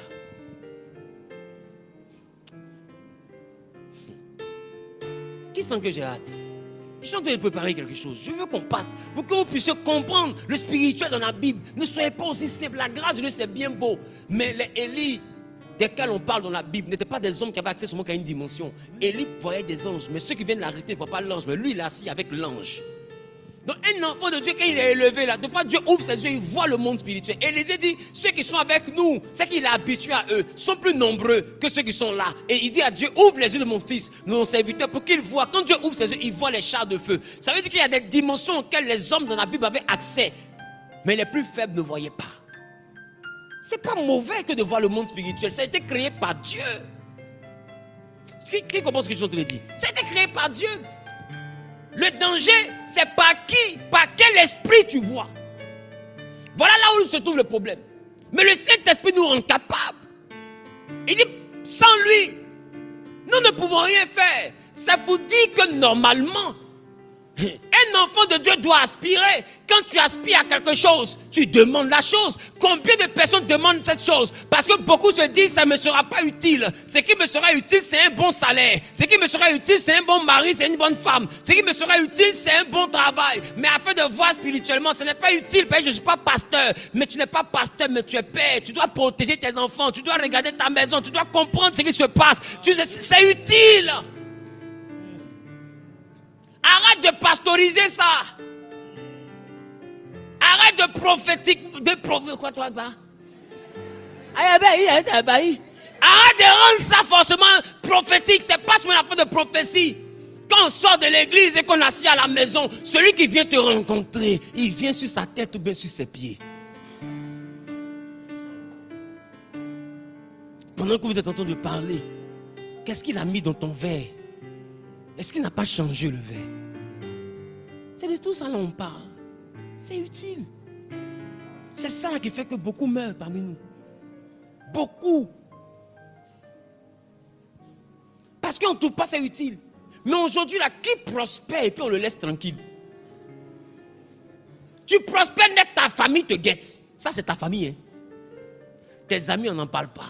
Tes collègues, et ils te cherchent pour t'empoisonner. Les adversaires maintenant, qui sont en face, qui veulent te marcher, que toi tu as là, eux là, ils veulent te braquer, même te faire buter. Tu réussis, tu es la cible. Qui commence ce que je te dis? Donc, il faut t'équiper de tout ce qui est possible. Le plus important désormais n'est pas de réussir. C'est dans quel environnement tu seras. Tout ce qui est autour. Ben, tu n'as pas idée de ce que tu entends le demander dans la prière. Je veux devenir grand. Tu connais les conséquences de la grandeur. La haine gratuite que les gens vont avoir pour toi. Ils ne voudront pas te faire du mal pour t'écarter. Ils voudront te faire du mal pour te faire disparaître. Ce n'est pas une méchanceté simple. Non, c'est brutal, c'est agressif. Donc ce que tu entends demander comme prière, il faut te demander aussi, est-ce que je suis suffisamment équipé pour vivre dans un tel environnement de gloire? C'est pourquoi d'autres qui n'ont pas Jésus, ils préfèrent aller en même temps dans les ténèbres pour faire des pactes bizarres, pour avoir des esprits bizarres, avoir des trucs bizarres, parce que Dieu, ils se disent, il faut quand même que je me sécurise.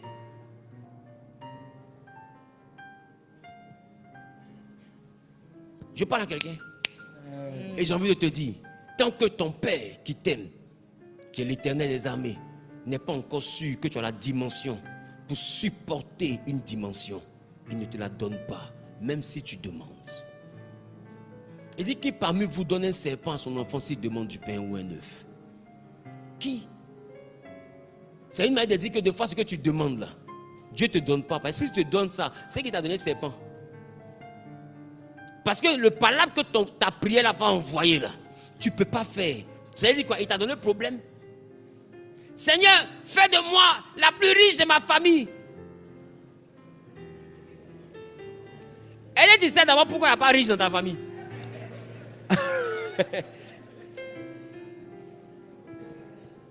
C'est la première question qu'il faut te poser. Pourquoi il n'y a pas de riche dans la famille? Et puis si tu n'as plus le temps de demander à ton papa ou à ta maman ou à tes oncles ou à tes tantes, est-ce que quelqu'un a déjà été riche? Si oui, comment il a fini? Est-ce que quelqu'un a failli être riche? Si oui, qu'est-ce qui s'est passé? Est-ce que quelqu'un a voulu construire une grande maison au village? Si oui, où ça est? Lui-même, où il est? Et s'il est mort, maman, comment? C'est les questions qu'il faut poser avant de venir dire, je vais faire triplex. Parce que ton idée là, tout le monde a pensé à ça. Et puis chacun dans la chambre, salon Abidjan. Sinon tout le monde voit le village là. Qui comprend ce que je dis? Amen. Et toi, tu viens, tu es beau, tu es belle.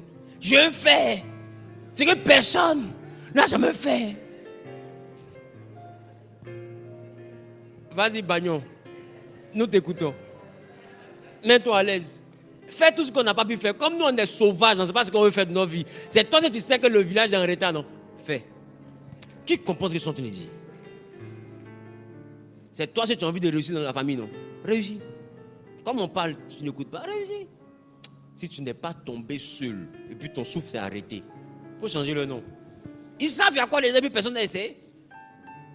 Qui commence à te le dire? Maintenant, si toi tu as Jésus et puis tu dis à cause de Jésus, je veux faire. Alors sois sûr que tu as la dimension en Jésus de ce que tu veux faire.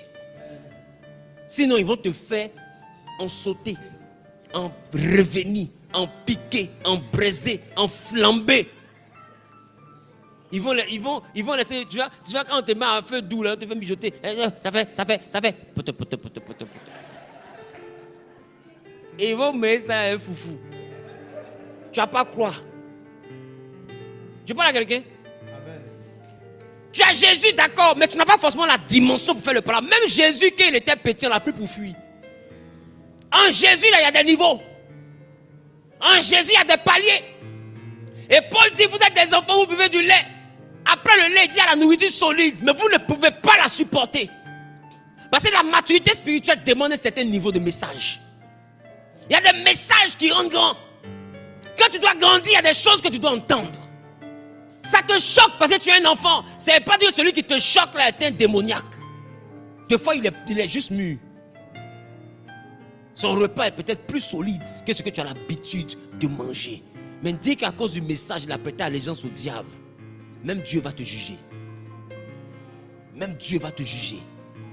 Et tu ne connais pas son cœur. Tu ne connais pas sa première prière quand il se réveille. Et tu ne connais pas les derniers mots qu'il prononce quand il s'endort. Tu ne sais même pas ce qu'il dit dans son cœur avant de commencer à prêcher. Et toi, tu te lèves sur la base d'une rumeur. Et c'est toi qui écris en commentaire, à quand le retour de Jésus? Il vient te chercher. Parce que tout ce que tu dis 6 mois là, c'est faux. Non, c'est toi, il vient chercher. T'inquiète pas, le jugement que tu veux là, ça va venir. Et je serai assis en VIP pour voir pour toi là. Toi, ton jugement sur moi, je vais assister à ça. Parce que tout ce que tu as dit là, c'est sur quelle base? On voit même d'autres moments, on a dit, bon, ok, comme tu dis qu'il est X, Y, tu as les preuves, non? Viens à la police. Non, je demande pardon, je n'ai pas les preuves. Je ne sais pas ce qui m'a pris. C'est là, ils se rappellent qu'ils sont fous. Ils disent, ce qui m'a pris. Moi-même, ils disaient, mais s'il avait voulu, monsieur, ma serviette était perdue. On dit, mais c'est pas de ça que tu parles, tonton. Ma serviette était perdue comme moi. Hein? Après, il a voulu porter ma chaussure jaune. Après, il a vu la chaussure verte là, qui était là. Et puis, on dit, non, tout ça, on a compris. Mais tu dis, Zahu est comme si, là, tu as les preuves. Non, c'est-à-dire qu'on m'avait dit, il paraît que. Ce n'est plus le Saint-Esprit qui l'a dit. Hein. C'est plus vision, tu as vu. Dieu t'a plus convaincu. Tu n'as plus reçu. Et tu te caches. Il y a 2 autres, on les appelle, ne décrochent plus. Or, Dieu m'a dit, mais viens. Venez à moi, vous tous. Qui êtes fatigués et chargés. Je vais vous donner du repos. À la maca. Mais viens toi t'asseoir, tu vas démontrer. C'est pas compliqué. Pourquoi les gens sont comme ça? C'est plus Dieu. Moi, si Dieu me dit de dire quelque chose et qu'il m'a dit de dire, je dis, j'assume. Si tu vas à la prison pour ça, tu iras en prison. Point pas. Mais c'est pour la gloire du Seigneur. Paul a connu la prison. Pierre a été en prison. Mais pour le fait que ce soit pour la gloire du Dieu qu'ils ont prêché, ils ont supporté leur prison. Si Dieu t'a vraiment parlé, va en prison. C'est la suite de ton ministère. Ils ont tous fait la prison et ils sont morts. Même Jean-Baptiste a fait la prison. La prison, c'est biblique. Joseph, même tu dis que tu es le Joseph de ta famille. Toujours tu dis je suis le Joseph de ma famille. Mais Joseph est parti en prison. Maintenant toi tu es le seul, la prison t'appelle. Et puis si Joseph avait fui, est-ce que Pharaon allait le trouver là-bas pour qu'il vienne interpréter le rêve? Va, Pharaon va te trouver là-bas.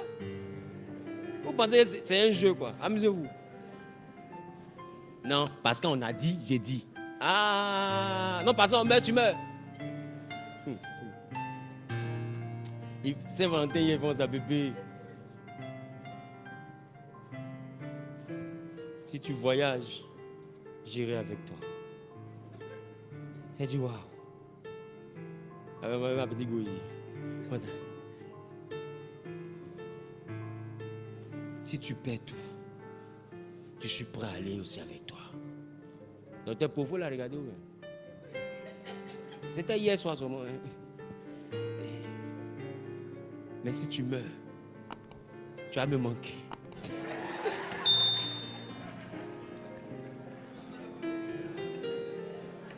Ouais. Forcé, tu vas me manquer. Qui va partir toi? Qui? C'est un jeu quoi, c'est ça, ça t'amuse.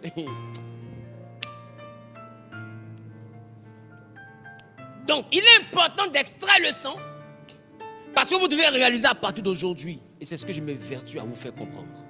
Quand on sort de l'église, le monde spirituel continue. Quand vous finissez vos 2 heures de prière la nuit, vous avez mis le feu, vos narines étaient écartées, vous êtes sentis enflammés, vous êtes parti dormir sous l'onction. Quand je te réveille là, ceux que tu as brûlé la nuit là, ils t'attendent dehors. Tu comprends? Ils sont dans le corps des gens. Des fois, tu vois un monsieur au feu. Oh, madame, vous avez quel problème? C'est un qui est là, il habite dans son corps. Tu comprends ce qu'ils sont te le dire? C'est pourquoi Paul dit, vous n'avez pas à combattre la chair, mais les esprits. Et les gens qui vont venir te commencer à vouloir te braquer. Tu penses qu'il te braque parce qu'il a envie, il a vu ton porte-monnaie? Non. Il a habité par un autre. Que tu as mis le feu sur lui hier. Là. Donc, dès que tu passes devant lui, qu'il faut ça. Tu sais que tu m'appartiens. Le braqueur dit oui. Tiens, j'ai besoin de toi. Aïe. Pour faire quoi? Pour celui-là. Madame! Faut l'avoir un coup. Tu sais même pas que lui que tu as poursuivi hier, là, c'est un numéro 2 qui est là. Je comprends ce que je te le dis. Parce que le monde spirituel continue. Et ils ont vu que tu es trop fort spirituellement. Parce que Dieu a dit à Noé, domine. Tu seras un sujet de froid pour tous les animaux, donc physiques comme spirituels. Et ils savent que tu ne dois pas manger la nourriture avec le sang. Alors il y a un autre, lui, au restaurant. Quand lui, tu arrives net, et puis il vient comme un bon chef cuisinier. Bonjour madame. Tu dis, waouh, il est beau, il est élégant. C'est un aussi qui est là. Et puis il fait comme ça. Vous, qu'est-ce que vous prenez ici? Non, on a du saumon, on a du ceci. Il y a le tartare, c'est très bon le tartare. Vous avez déjà goûté le tartare? Non, toi aussi, tu veux donner un genre, c'est un métis comme ça. Non, je ne connais pas trop le tartare. Et ton nez est peint comme ça. Non, je ne connais pas trop le tartare. Non, c'est quoi le tartare? Non, c'est un bon tout. Le chef que nous avons, vraiment, c'est un Italien. Si vous faites le tartare, vraiment, vous allez apprécier, madame. Vous voulez déguster, voir? C'est un gars là, hein, tu ne sais pas. Lui, il sait que si tu manges cette nourriture, tu t'affaiblis. Donc, on l'envoie en mission pour t'affaiblir parce que le soir, ils vont venir encore. Qui comprend ce que je te l'ai dit? Et puis toi, Gawa, comme tu penses que le monde spirituel est fini, donnez-moi le tartare. On dit, elle veut manger l'enfer. Quand on dit, elle a commandé l'enfer. En enfer, vous ça. Tu as commandé l'enfer, non? Tu as mangé l'enfer que tu es mangé là. Ta vie sera un enfer. Et vous voyez, on dit le tartare, c'est un portail que comment? Enfer. Voilà pourquoi Dieu ne compose pas avec le fer. Je vous ai dit, l'enfer est enfer. C'est quelque chose qui est enfer. Ne jouez pas avec le fer. Et ça, il ne discute pas avec quelqu'un. Voilà. Tant que tu peux, évite le fer. Tant que tu peux. Bientôt, je vais parler. J'ai trop de choses dont j'ai parlé. Bientôt aussi. Que Dieu me donne la force. Parce que les gars, en réalité, moi, là, je vais vous expliquer. Vous devez me surexploiter. Bien que vous ne savez pas, moi, je suis un super actif. Moi, je peux prêcher 8 jours sur 7.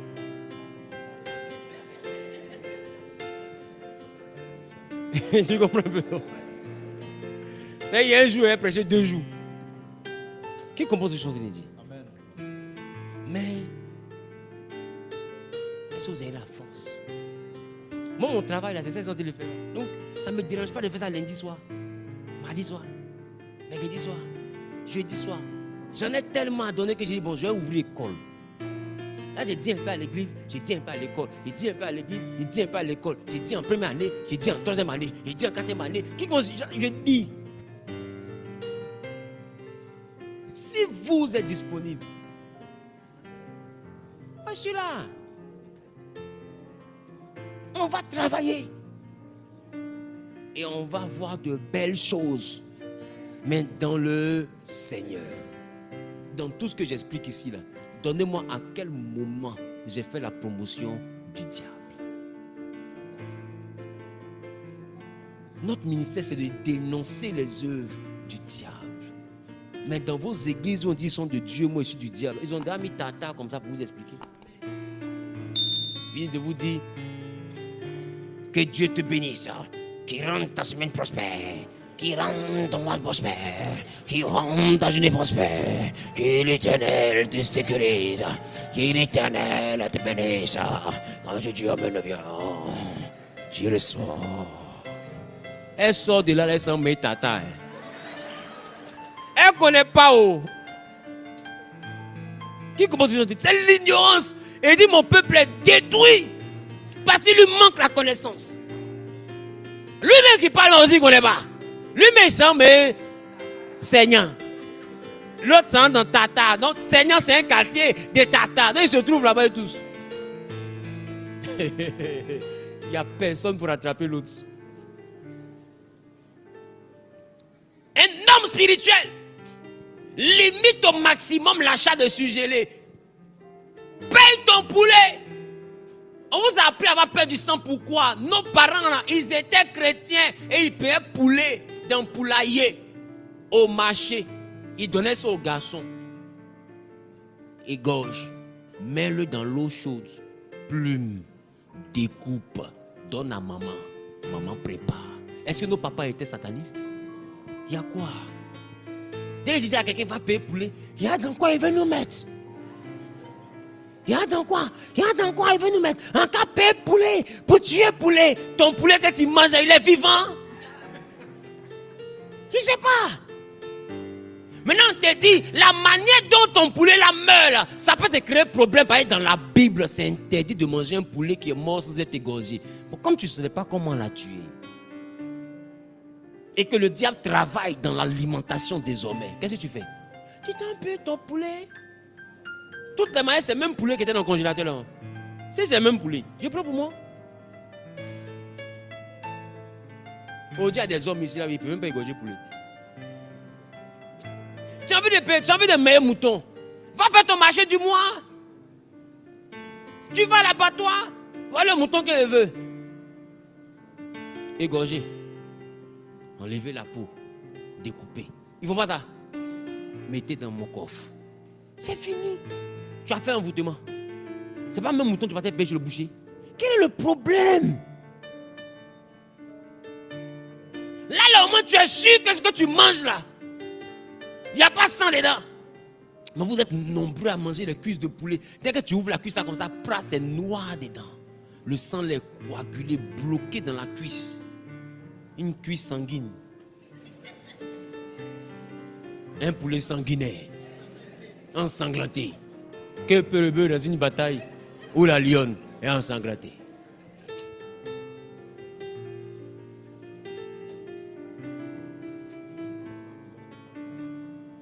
Voilà. Il y a la marque aussi du supermarché. Toi, tu veux me griller pour... C'est moi. Mais regardez. On dit pique, mais ils mettent le sang dedans.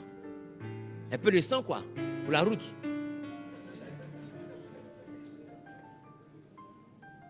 C'est pas le supermarché qui est là. Ils piquent maintenant, on dit ils piquent, ils mettent le sang. Ça veut dire qu'on peut un poulet, on le dépose, on met un petit sang dedans. Un petit sang pour la route, quoi. On ne sait jamais. Tu peux en avoir besoin. Au cas où tu es envolé. Il y a 10 sang, hein? Hein? Regardez. Bon, je suis fatigué, Voilà. Je vais vous dire maintenant. Donne-moi une amène bien. Les gars, c'est compliqué. C'est quel sang? C'est compliqué. Je ne sais pas si vous comprenez ce que j'ai dit. L'histoire des viandes, l'histoire des pâtés. Pâté là, c'est là, c'est grigeon même. Os tout ça et mélange. J'ai vu un documentaire où ils prennent, ils mettent dedans, ils broient tout. Qui a vu ça? Ils broient tout. C'est-à-dire que porc, son viande, son dos, son bibiello, tout. Mais j'en ai porc là, mais il faut lever ses fesses. Ils prennent fesses de porc là, tout le monde. Donc du coup, depuis les gens mangent beaucoup pâté à l'époque là, et tous sont devenus fessus. Donc on amène bien. Amen. Les gars, le sujet est tellement sérieux qu'il faut qu'on rie un peu. Et remarquez, quand vous rentrez au supermarché, c'est ça maintenant qu'on vous propose. Au fait, c'est comme si c'est un jardin où tout ce qui est là est interdit. Et le chrétien rentre dans cet univers spirituel, climatisé et bien décoré. Et lui, il ne voit pas la spiritualité qui est là. Lui, il ne voit que manger. Parce qu'il ne connaît pas la parole de Dieu. Est-ce que je parle à quelqu'un? Amen. Dimanche prochain, nous allons poursuivre. Vous allez comprendre ce que même les apôtres ont eu à dire là-dessus. C'est interdit, même par les apôtres. Quelqu'un va dire, mais ça c'est l'Ancien Testament.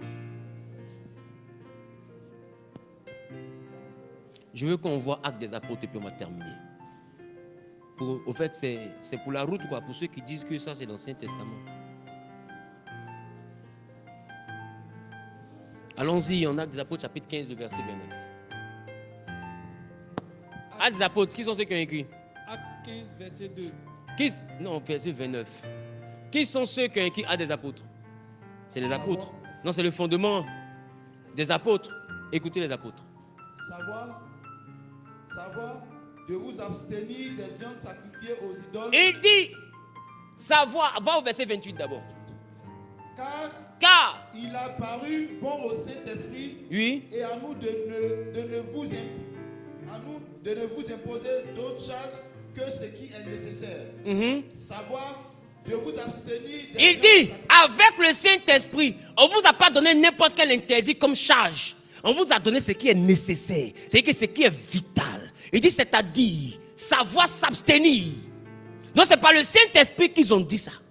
Savoir s'abstenir de quoi? Des viandes sacrifiées aux idoles. 1, de 2. Du sang. Des animaux étouffés. Et de l'impudicité. Vous voyez que ce n'est pas impudicité seulement, non? Entre tous ceux qu'on pourrait chanter, le Seigneur dit quoi? Garde-toi de l'impudicité. Mais le même Saint-Esprit a dit, garde-toi des animaux étouffés. Garde-toi du sang. Bon, garde-toi du sang. Quel type de sang? Le sang, parce que les animaux étouffés, c'est les animaux et le sang. Ça, c'est 1. De 2, le sang même, le sang. Vos rognons là. De 3, le sang même, le sang du mois là. Le sang. Garde-toi du sang. Garde-toi du sang. Tu vois le sang? Garde-toi du sang. Et le Saint-Esprit dit, gardez-vous du sang. Or, il dit, on ne vous a pas imposé toutes les charges, sauf ce qui est essentiel. Or, le sang, là, Moïse avait déjà dit qu'on ne touchait pas la femme avec le sang.